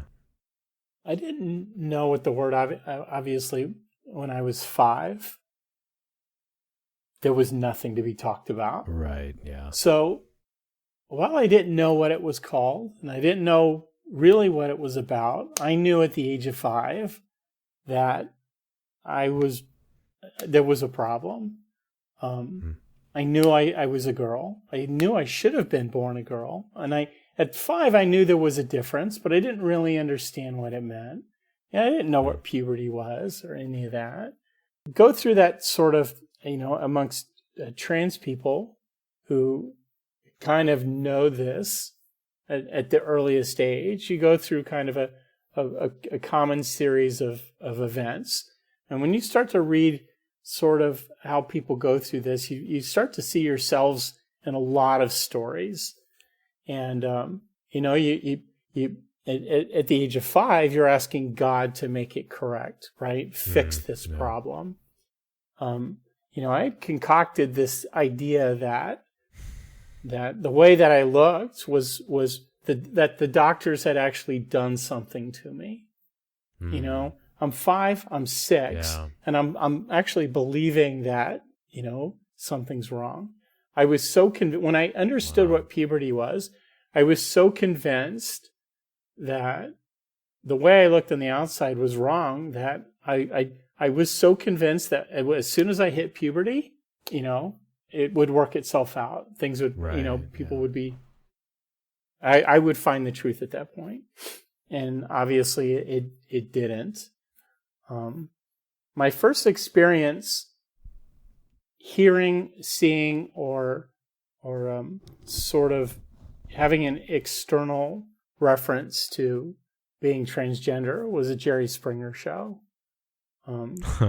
about a trans person, and his presentation was man becomes woman to have sex with women, and that's the very first presentation. Yeah, unfortunately, I think mine was as well. Yeah, and at that point, it's like, there's a psychosis here, and I don't want anything to do with it. Yeah. And at a young age, I learned to kind of, I became pragmatic about things early on and realized and accepted, I'm not going to be able to do anything about this. There's something there, and I can't do anything about it. And it's not socially acceptable. Therefore, I'm going to not deal with it and put it in the back of my mind and let it go. But, that's not the way the brain works. Yeah. I'm convinced, having been through this, that human brains, through some biology, physiology, actually have a gender. And, I'm convinced that through my experiences, that my brain kept telling me, you need to fix this. You need to fix this. This isn't, who or what you are. And I spent, a long time dealing with that and fighting with it. And when I got away from the constant sort of social pressures when I moved across the continent, I finally accepted the point that if I didn't do anything about it, I was going to die miserable and alone. And, being alone is one thing, but being miserable at the same time. Yeah. And if you're going to be alone, there's no reason to be miserable. So it just didn't make any sense. So that's when I got into, seeing a therapist. And it wasn't about 3.5 years ago when I first saw my therapist, was the very first time I'd actually said it out loud. I had never told anybody. I had never verbalized it. And it took me almost the entire hour to actually say it. It was so, suppressed. Yeah. But after seeing her for a few months and making the decision to go on HRT and do the hormone replacement therapy, which is basically for trans women, it's a testosterone suppressor because testosterone will beat estrogen. It annihilates estrogen. So you have to suppress it and then, a estrogen replacement. After being on that for about 2 or 3 months and my brain fixing itself, it was like, it wasn't instantaneous. I was expecting it to be instantaneous. I figured I would wake up one morning and have this massive epiphany, right? To be able to see things that I never saw before, right? See colors, smell aromas, that's what I was expecting. And that didn't happen. The moment in Interview with the Vampire where he says, "See you with your new eyes." Yeah. Yes, I was just thinking about that. But, even about 3 months into it, and I realized things were changing, and the issues that I had, that constant nudging, that constant reminder went away, and my brain started functioning properly. And it was that point I made the decision, but just based on the effects of the estrogen, that this is the right thing to do. So I made the decision. And it's interesting. When I made that decision, immediately the next big roadblock in my path was telling my parents. And my father's a Baptist and my mother's Episcopalian. And here's the interesting thing about it, though. My parents, my entire life, have never told me who I could or couldn't be friends with, who I couldn't have over, right?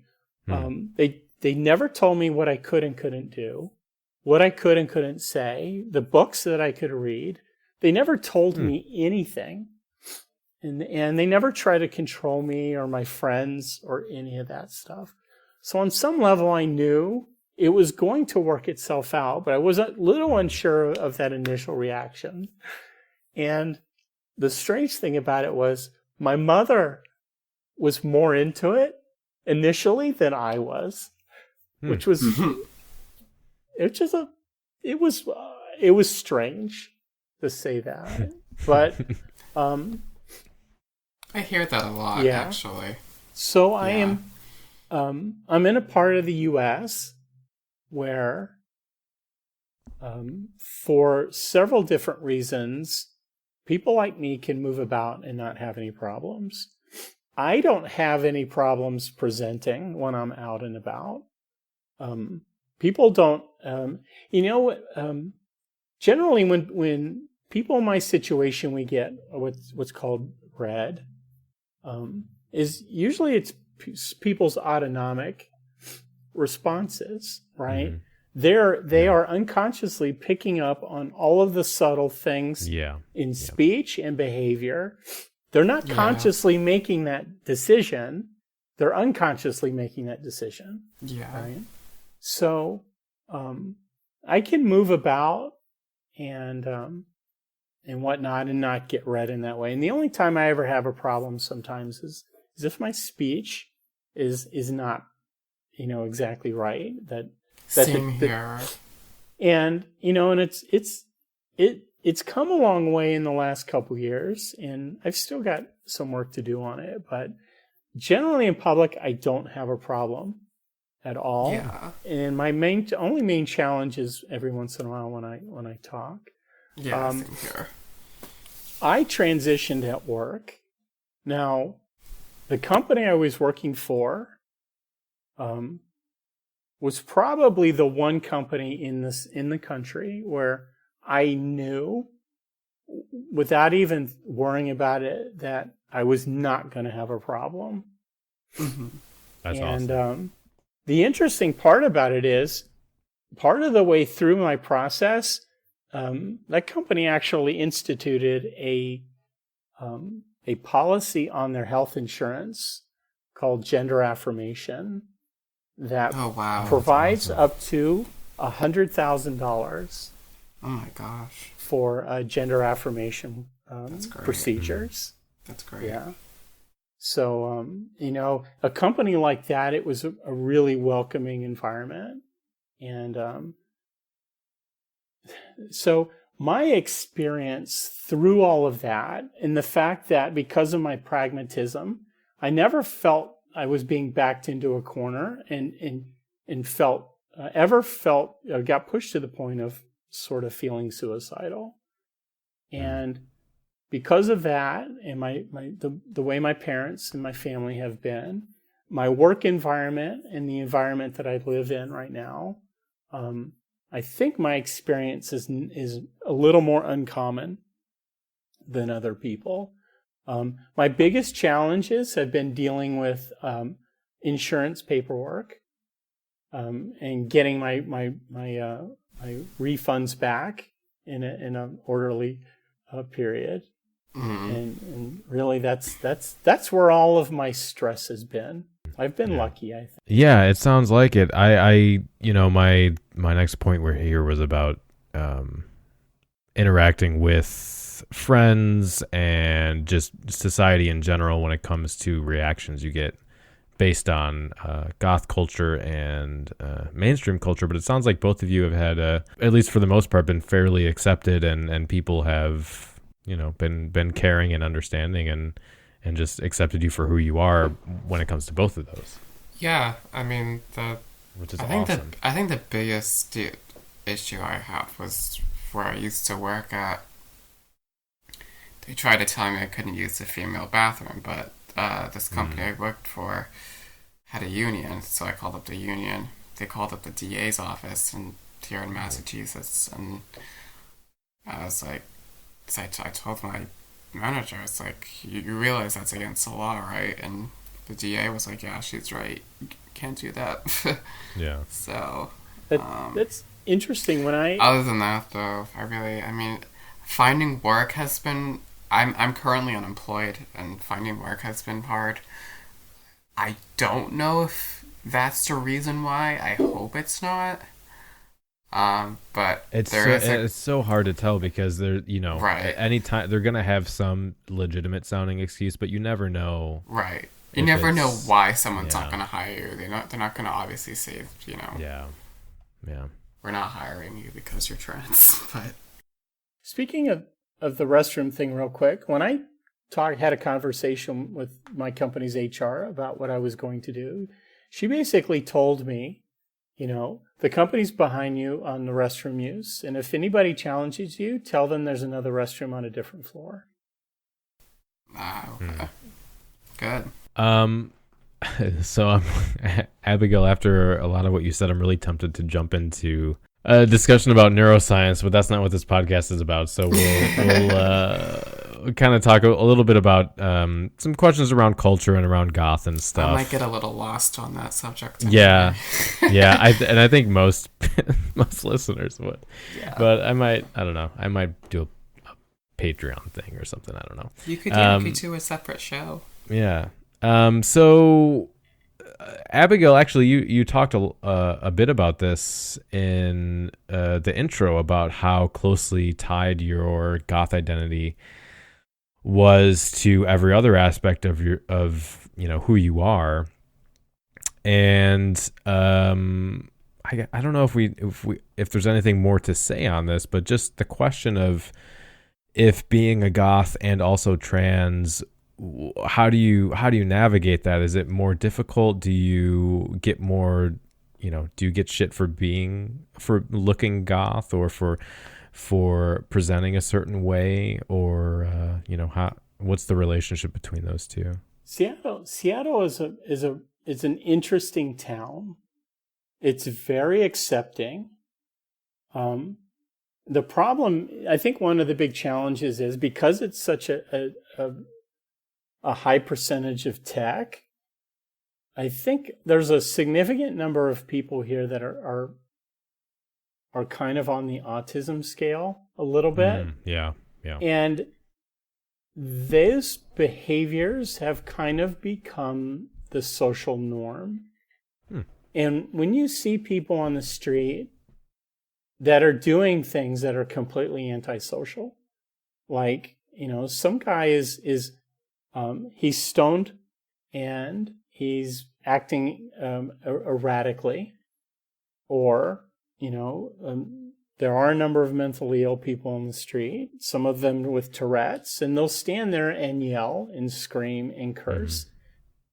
People will walk by them and ignore them, right? It's become a norm. This sort of behavior has become normal and acceptable, and it's everywhere in the city of Seattle. I was just gonna say, I think it's just everywhere in general. I live outside of Boston, and the same way. So, I would take that over street preachers, though. For sure. Yeah. So it's really hard to use this town as a way of judging the way the rest of America would be, right. And accept you. And in that sense, you're like, there's no mirror, right? You can't trust how people react or don't react to you. Right. Yeah. I have gotten a lot of, I don't know if you call compliments on what you wear to be positive, but I guess they are positive. We're constantly talking about, my clothes, my shoes or my boots, my skirts, my handbag or whatever. Yeah. The only one negative, and it was only one negative, I had an older lady, probably in her 80s, walk up to me in a grocery store and ask me what kind of costume I was wearing. Ugh. And I could only smile. There was no reason to get upset. Knowing where she was coming from, I just turned to her and said, "Ma'am, this is what I wear all the time." And that kind of took her by surprise. Was for me a certain comfort level in transitioning as goth with the clothing choices that I've made. Because like I've said before, goth has an aspect of sort of a fusion of masculine and feminine. Yes. So where, women can wear clothing aspects that are like hyper feminine mixed with masculine. And that allows somebody like me who's, just transitioned, and, my mannerisms aren't exact, and the way that I walk isn't perfect, and my body is not, I've only been on HRT at this point 1.5 years. So, and I'm a late comer to puberty. So things are still changing, and, I'm not going to go to tight fitting, clothing, because I can't do it.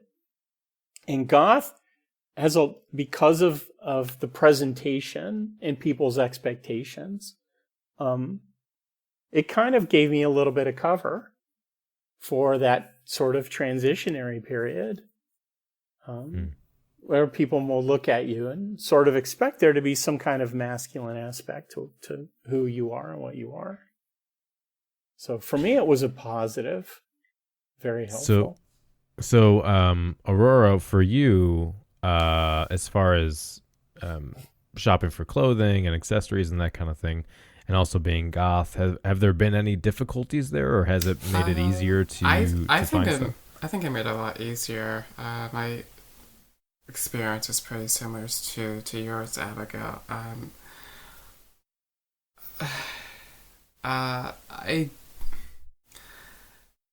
I think if anything, the stares I get at is not because I'm trans, it's just because the way I dress.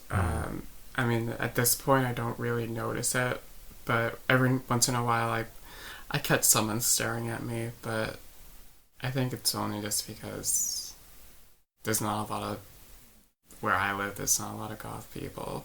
But I live only about 20 minutes away from Salem, Massachusetts, so obviously there's a lot of Goth people there. So when I love going there because when I'm in Salem, no one stares at me. I'm the norm. You know, we're the normies in Salem. And I get compliments. I get compliments here too. Everyone compliments me, like, especially when I wear my winkle pickers, which I wear like almost every day. And it's like, oh my god, I love your boots, or I love your makeup. It's like I think being Goth and trans has made it easier, because being Goth allowed me, especially in the early stages when I was still kind of too scared to be ultra feminine, like wear dresses. I don't think I started wearing dresses till maybe after a year to my transition. So it allowed me to be just kind of neutral or not androgynous, and you know, I still just normally just wear like black skinny jeans and a band t-shirt, you know, pretty simple. But well, and I was gonna say, when you were talking about Salem, I think they've at least from what I've heard, there's a huge Wiccan presence there as well. So absolutely. There's, cool things. Every corner there's a Wiccan store. So yeah. Oh yeah. They have they have like huge events and things. They around do, and Halloween I forgot to stuff, mention right? they do. They have a huge thing on Halloween's insane in Salem, and I forgot to mention in my intro that they do have Goth nights. I believe it's every month. Okay. I've never been able to go because it's on like Wednesday, Thursday, so it's... why? Wow. Why do people do that? I know. It might be weekly. I can't remember. Like I said, I've never been able to go for that reason. Yeah. So, all right. So I want to talk a little bit about club experiences, but just kind of interacting with strangers in general. And the first thing to bring up, I guess, is what kind of protocol, or should there be any, when starting a conversation with strangers?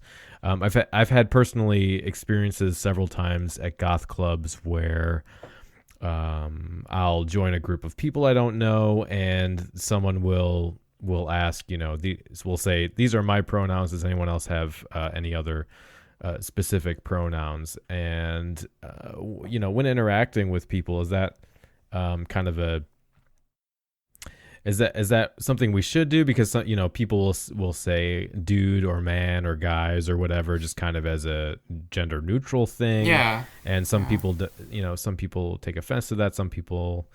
So how do we? What's the best way, especially in a goth club where we are trying to be inclusive and be accepting of everyone? Is that a good step to take? What are your thoughts on that? I think it just depends on the person. Right. I don't introduce myself saying, "Oh, I prefer she, her pronouns." Mm-hmm. Most people just look at me and assume and get it right. I haven't been misgendered out and about in a very long time. Probably not since when I first started my transition. I've like you were saying, Abigail. I very rarely do. When it is, it's like because like my voice will slip every now and then. That's really like the only like thing that gives me away. And that's interesting as well, because I was actually speaking with another trans friend of mine a while ago, and she was saying that for her, she feels like she has an easier time with it because she presents very feminine, and it's nearly impossible no one would think, oh, this is a trans person. But she was saying her feelings were people who don't necessarily present as feminine as her may have a harder time of dealing with people. Absolutely. That's just the way how your brain works. If you see someone that looks feminine, then you're automatically going to say she, her. Right. And vice, same with on the other side of the gender. So let's talk about this then. So we're kind of talking about how goth can be really inclusive. Goth is, we had a lot of positive things to say when it comes to gender expression and identity expression in general.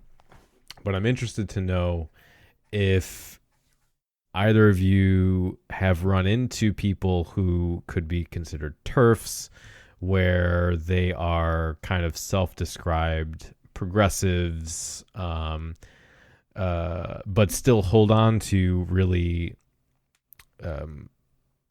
mainstream, irrational, and bigoted views about feminism or about trans people or whatever. If that's an experience you've had where you have kind of felt ostracized because this person is supposed to be progressive, but they just don't accept you. Somewhat. It was really hard for my mother to accept it more than it was for my father.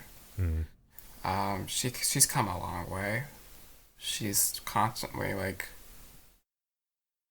coming home with clothes from a secondhand store for me. I'm like, Mom, thanks, Mom, but I'm like, I don't have enough room. But yeah, and I was just really surprised because my family kind of, they're typical middle class liberal. Like I said, they're hippies. They used to be hippies, so I was really surprised. As I've realized, it can be very difficult for the parents to, because they go through a grieving process almost, so it can be very difficult for some people. But I haven't really, as far as TERFs go and stuff, I haven't come across anyone like that in person, in real life. I see it on the internet, of course, obviously. But no, not really. Do you have kind of a different experience with goth specifically, or I guess just in general, when it comes to online communities and in-person communities? Is that a huge dichotomy there? No, not that I can think of. I think the goth community has been so accepting and welcoming. The goth on Reddit, I've seen posts there, because people will come on and they'll post photos, and they'll ask for suggestions and, how does this look? And, some ideas. And I've seen trans people that have gone on and, and they've been fairly open about, who they are, what they are, and what they're trying to get out of it. And the people there have still been very supportive. They're always supportive. And it doesn't matter who the person is or what the person is doing. Right, yeah. They seem to be really positive about it. The kinds of things that I see that go on in that group in other places or in other subcultures, they would get, they'd get harassed. They get made fun of. Yeah.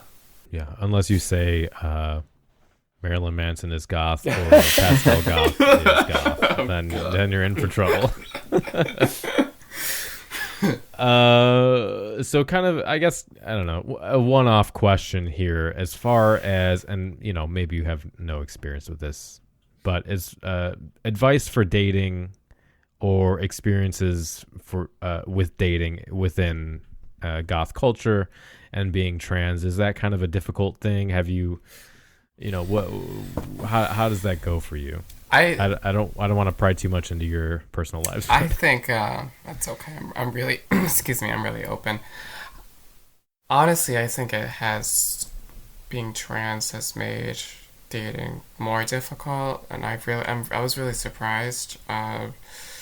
Before I transitioned, women threw themselves at me, not to brag, but they really did, and not so much anymore. Men certainly do, but I'm kind of more interested in women. But being goth, I don't think ever really... Yeah, no, being goth was never really a problem for me prior to transitioning, but it's definitely made it very difficult, and I didn't expect that at all. Are you interested in dating, or more interested in dating goths than... No, I've never seeked out, like, oh, I just want to date goth women. I dated one, and I just didn't work out. I think just because we were too much alike, we had too much in common. So, yeah, I know that sounds weird, but I mean, the cliche is true, opposites attract. Yeah. I've definitely dated some people that, you know, have similar interests or similar musical tastes, or might be attracted to more darker things, but didn't necessarily identify as goth or weren't part of the subculture. But so I want to talk about this quickly, and it's I pulled this from a paper, but it's an example of goth culture's ability to empower, like we've been talking about, the feminine and the queer, and that specifically is the parallel with the female vampire. And the example that was used was the female vampire is a powerful androgynous figure that is made phallic through her fangs, penetrating the skin of her victim in an intimate act of violence, eroticism, nourishment, and or reproduction. And this single act muddles the conventional notions of biological function and essentialized gender roles. And so my question with this for you two is, when you were transitioning, or when you were, finding yourself,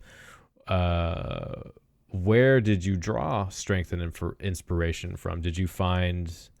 Aurora, I know you've done a lot of book reviews. Did you find common ground in literature? Absolutely. In music? Where did you kind of... Yeah, definitely music and literature. Like I said, one of my favorite singers, Anony, when I read her interview, she really helped me. And, of course, she sings about it, and a lot of her songs about it. And then, specifically, the book... The Lazarus Heart by Poppy Z. Bright, that adaptation of The Crow she wrote, or he wrote rather now. I always forget that he transitioned. There was a transgender woman character in that really that I obviously identified with. That really helped. I never really thought about that aspect with the vampires until I read the show notes. Please send those. Oh, that was really interesting. Sober Eternus was obviously another big one. Yeah, I was just thinking of that band. Yeah. And Sober Eternus is a great example of someone with a spectacular goth aesthetic. And I think I would just like to mention here that when it comes to presenting and gender identity, I think goth performance and goth appearance has some depth to it, and that the presentation of a goth is also a discursive space that in part reflects the viewer's own value system and assumptions back onto them being the viewer, through the bastardization of anachronistic symbols of patriarchy, like the corset, for example, and uncanny gender bending and androgyny that directly subverts heteronormative gender expectations, and at the same time is also a performed space of self-reflection and expression through ostentatious and pretentious spectacle.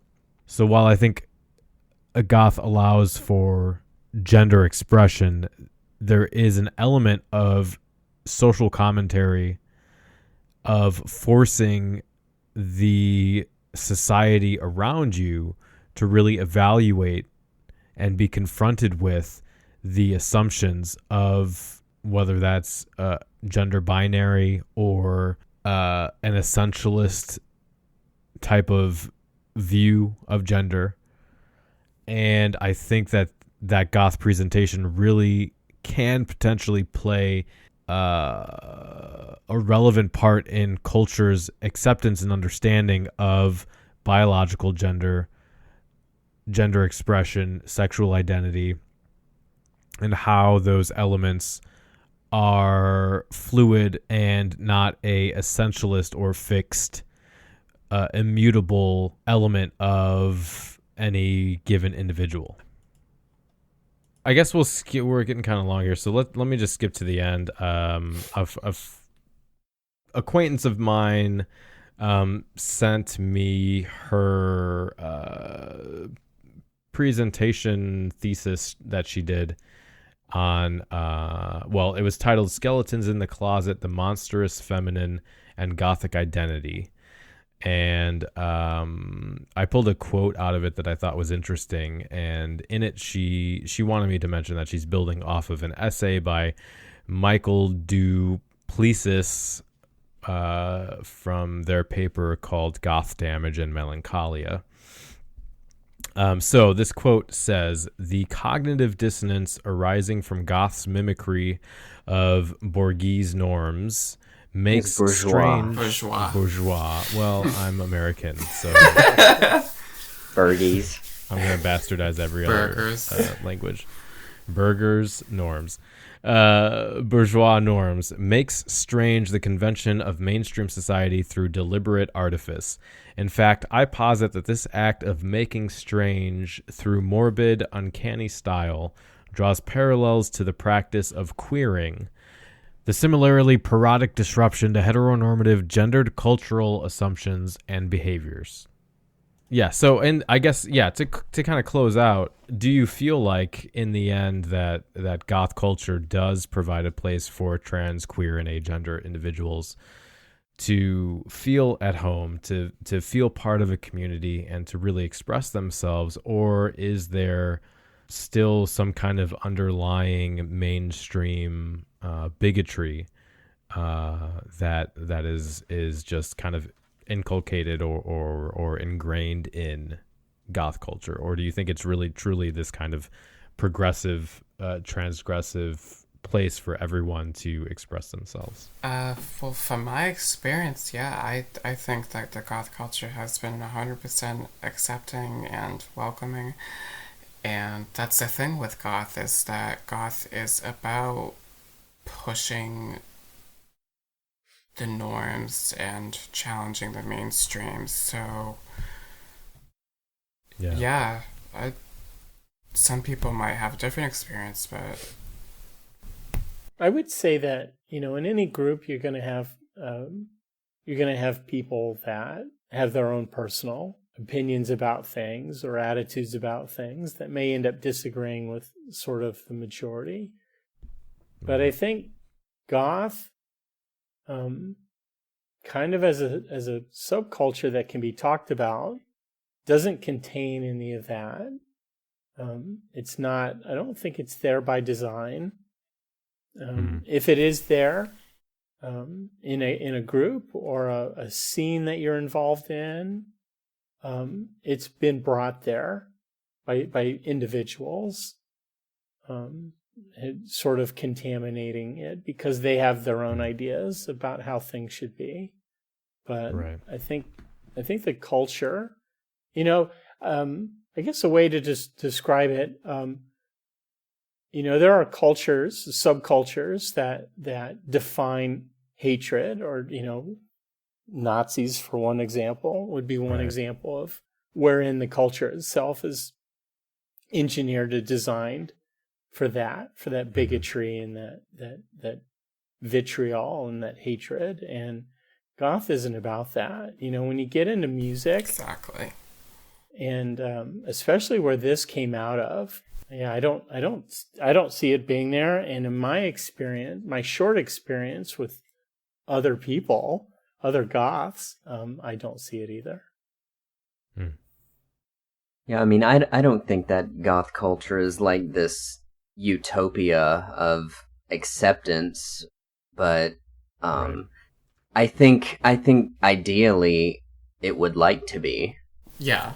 Yeah, I think that's a goal that's just overall it's always there in the scene. Yeah. Well, that it's a little bit like in the LGBT community, right? I mean, within that group you have, which is a fairly broad group. Yeah. You have subgroups, right? You have gays, you have lesbians, bisexuals, you have transgender. Within each of those, you have groups that want to define what the group is. They want to play gatekeeper, and they want to, having seen it from the outside and having several friends in it, lesbians can be rather aggressive. Yes. About presentation, right? And they will ostracize members of their own group quite harshly if they don't conform to other people's expectations. And that is certainly not something that I've seen or personally experienced within God. Now, obviously, there are always people that want to play gatekeeper, but no single person can be gatekeeper, right? And it's not up to one person to define what an entire subculture is. It's interesting that you say that because before I figured out I was trans and I was still like kind of just identifying as like a gay male, I hung out with a lot of drag queens, and I saw so much transphobia between them, and it was I still do. Wow. I mean, I don't hang out with those people anymore, and all the drag queens I hang out with now, because I perform bio drag every now and then, and they're great. They're also wonderful, but if anywhere where I did experience any transphobia or anything like that, it was among gay men, and it really shocked me. Yeah, I had an experience with well, I won't say who he was, but a gay man and his partner, and they kind of went on a tirade about how they weren't going to call people by their chosen pronouns because they thought it was dumb. Yeah. And I mean, even in the trans, I've seen some videos where trans people have, and I don't know where you two stand on this, but have made videos about how there is only male and female, and you can be trans, but there's nothing in between. And even though from my perspective, the science really does support a gender spectrum, but there's that kind of exclusionary behavior everywhere, really, unfortunately. Yeah. Well, the challenge is everybody wants to be slighted, right? They want to take offense.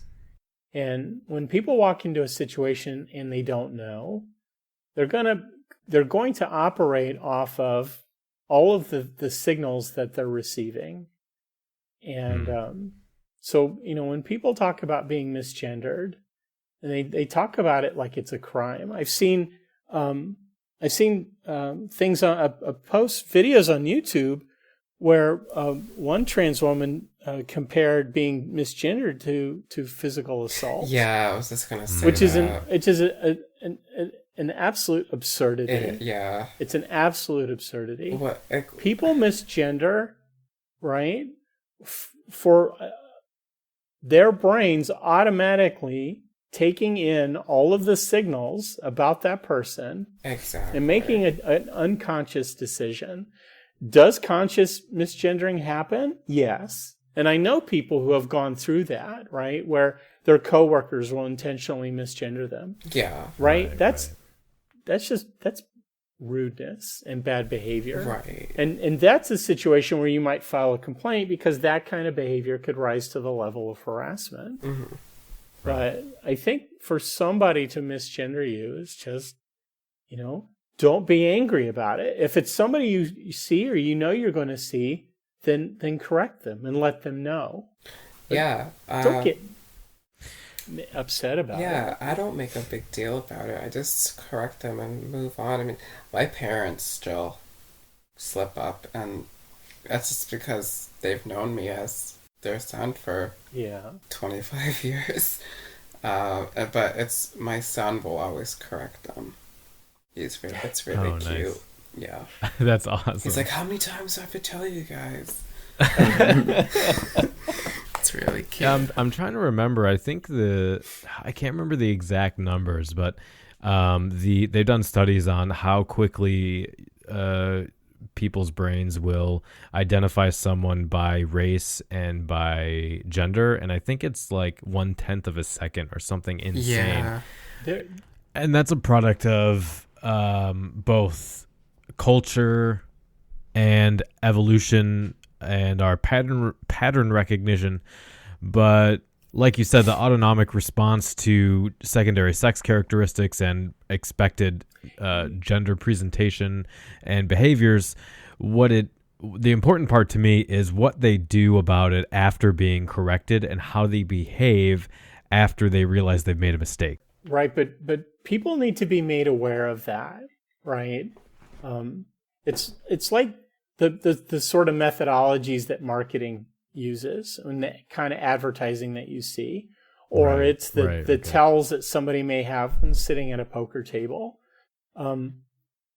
You don't see that or notice it, but it's having an effect on you. But once you go through a little bit of education about the techniques, you can't miss it, right? Once you're aware of it, you can never miss it again. Right. It's like you can't take that red pill and go back to the way it was before. And once you see it, and once you notice it and understand it, you can then act upon it. But until somebody points it out to you, you're kind of a victim to it. Yeah, absolutely. And there's not enough of that. And that's why I think skepticism, rationality and understanding how our brains make so many mistakes is important, because it allows us to see through that stuff and to have a better understanding of who we are and how we can treat people and live. And that's the thing, is that like you said, advertising and corporations really take advantage of those cognitive biases and errors that we make and kind of shortcuts that our brains take to interpret and experience the world. And so not only do our brains do that, but the culture kind of reinforces that type of thinking. And so it really is about realizing that your brain works this certain way, but through education and through understanding, we have the ability to overcome that. Was there anything else you two wanted to kind of talk about or get across or discuss at all before we go? Not that I can think of. Okay. I didn't want to gloss over anything that you thought was important to talk about, but thank you both for coming on. It's really cool to actually get to talk with you. That's one of my favorite things is friends that I have online actually getting to have conversations with them is really wonderful. It is. Well, thank you for having me. Yeah, thanks for coming on and thank you for doing this. It means so much for you to actually have trans exposure on this. I mean, I feel like this is the least I can do, so don't give me too much credit you're here. So humble.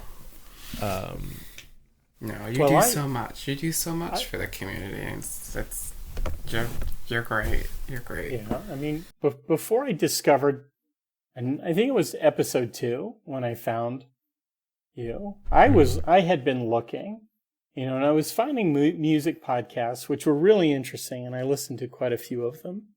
But I listened to podcasts about all sorts of other things. And when this popped up, it was like, oh yeah, this is cool. And the angle that you took it from, the being a little intellectual about it and the science and and the behavior aspects about it, I thought was really interesting. And I think you've done a really good job with it, which is, why I financially support it. That's what drew me into the show, was the philosophical, intellectual aspect of it, and really, because Goth is it's a philosophical, deep, introspective. Yeah, so it should be, at least. I was gonna say, we go from introspective to just completely asinine and stupid in 10 seconds. It's fun though. But that's okay. A lot of humor there. Yeah. And then on top of that, I mean, not only doing the show, but going out of your way to pull in all of these other Goth oriented or of Goth interest podcasts and putting them in your feed. Yeah, absolutely. Which I think is really cool. Yeah. Well, I appreciate that. I'm really bad at taking compliments, so I'm just going to say thanks for coming on. I mean, that's why I'm a Patreon member, right? That's why I give, because I get the value that I get out of it is more than the money that I donate every month. That's stop it. Oh, just stop it. No, that's true. It's absolutely true. That's insane. Okay. No, it is. The amount of time you put into this show, just the show, is an insane amount of time. Yeah, it is. So what I do, the amount of time I spend earning the money that I donate is nothing compared to the amount of time that you spend putting the show together. Well, I truly appreciate that. As soon as I find a job, I will become a Patreon member, I promise.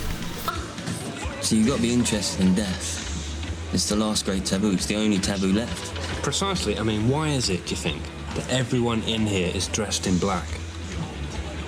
It's a celebration of death. No, I just like the clothes. Yeah, well, no, I mean, the clothes look good. Yeah, I mean, death looks good. Charles Manson, yeah? No, he was cool.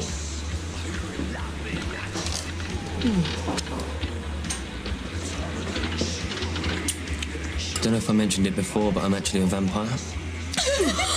Sinister Suggestions. Well, thank you, Abigail and Aurora, once again for coming on. It was really a blast to hang out with you two. This month's Sinister Suggestion is going to be a community-oriented one. Recently, a member of, a new moderator for the Goth subreddit started a Discord channel for the Goth community. Discord is really kind of thought of as a chat group for the gaming community, and a lot of gamers will set up channels for specific games, but it works really well as just kind of a chat system, because you can separate your specific group into subdivided categories. So for example, the Goth Discord channel has an introductions channel, it has a DIY channel, a music channel, events, literature discussion channel, there is a gaming one, there's a kind of general hang out and chat about whatever channel in there, kind of what you would expect out of a message board, except you can get an app on your phone and you can jump in and text or chat with the group from your phone without having to be on a computer, which is really nice. I've joined and I haven't been too active, although I've been trying to read as much as I could. My schedule kind of prohibits me from being too active in there. But I think it's certainly a really useful tool for Goths who don't have a local community, who are looking to make friends, who are kind of shy or have general anxiety disorder and can't get out to events too often. I know there are those of you out there, and that's what I've tried to help foster kind of a community atmosphere with Cemetery Confessions and the Belfry. And I think this is another great tool where you can have discussions with Goths from all around the world from your phone. And so I will put a link to the app, or rather to the Goth channel specifically, in the show notes. It's kind of a weird URL, so I'm not going to read it out. Once you open that link, you will get a code, and then you can use that code to join the Goth Discord channel. You can use Discord on a PC or a Mac, but the easiest way is to just install the app on your phone and then follow that link, copy the code that you get into the app, and there's instructions there. I'll put a link to both of those in the show notes. So if you're looking for another community, a way to keep in touch with Goths and maybe make some new friends, I think this is a really great way to do it. It's relatively new, so you can get in kind of on the ground floor and be part of building that community. The main topic of next month's episode is going to revolve around baby bats. And I'm going to be having 2 guests on that show, and we're going to be kind of exploring the perspective of someone getting into the goth culture now, and how the advance in technology and the advance in mainstream culture and pop culture influences the younger generation that are trying to explore and bring their own perspective into goth. And we're going to kind of talk about generation gaps, if those are there, what their perspective on sort of the traditional micromedia for the subculture is, their perspective on how they participate, if club culture, if outings, if festivals are important to them, if online interaction is more important, whether their sort of personal cultural interpolations are kind of guiding how they want to shape their experience within the goth community, what the culture of goth means to them, and how they interact with the heterogeneous or perhaps homogenous culture of goth. That's going to be next month. Thank you for listening. If you enjoyed the show, consider supporting us on Patreon for as little as $1 a month. That's patreon.com/Cemetery Confessions. If you can't do that, please let a friend know.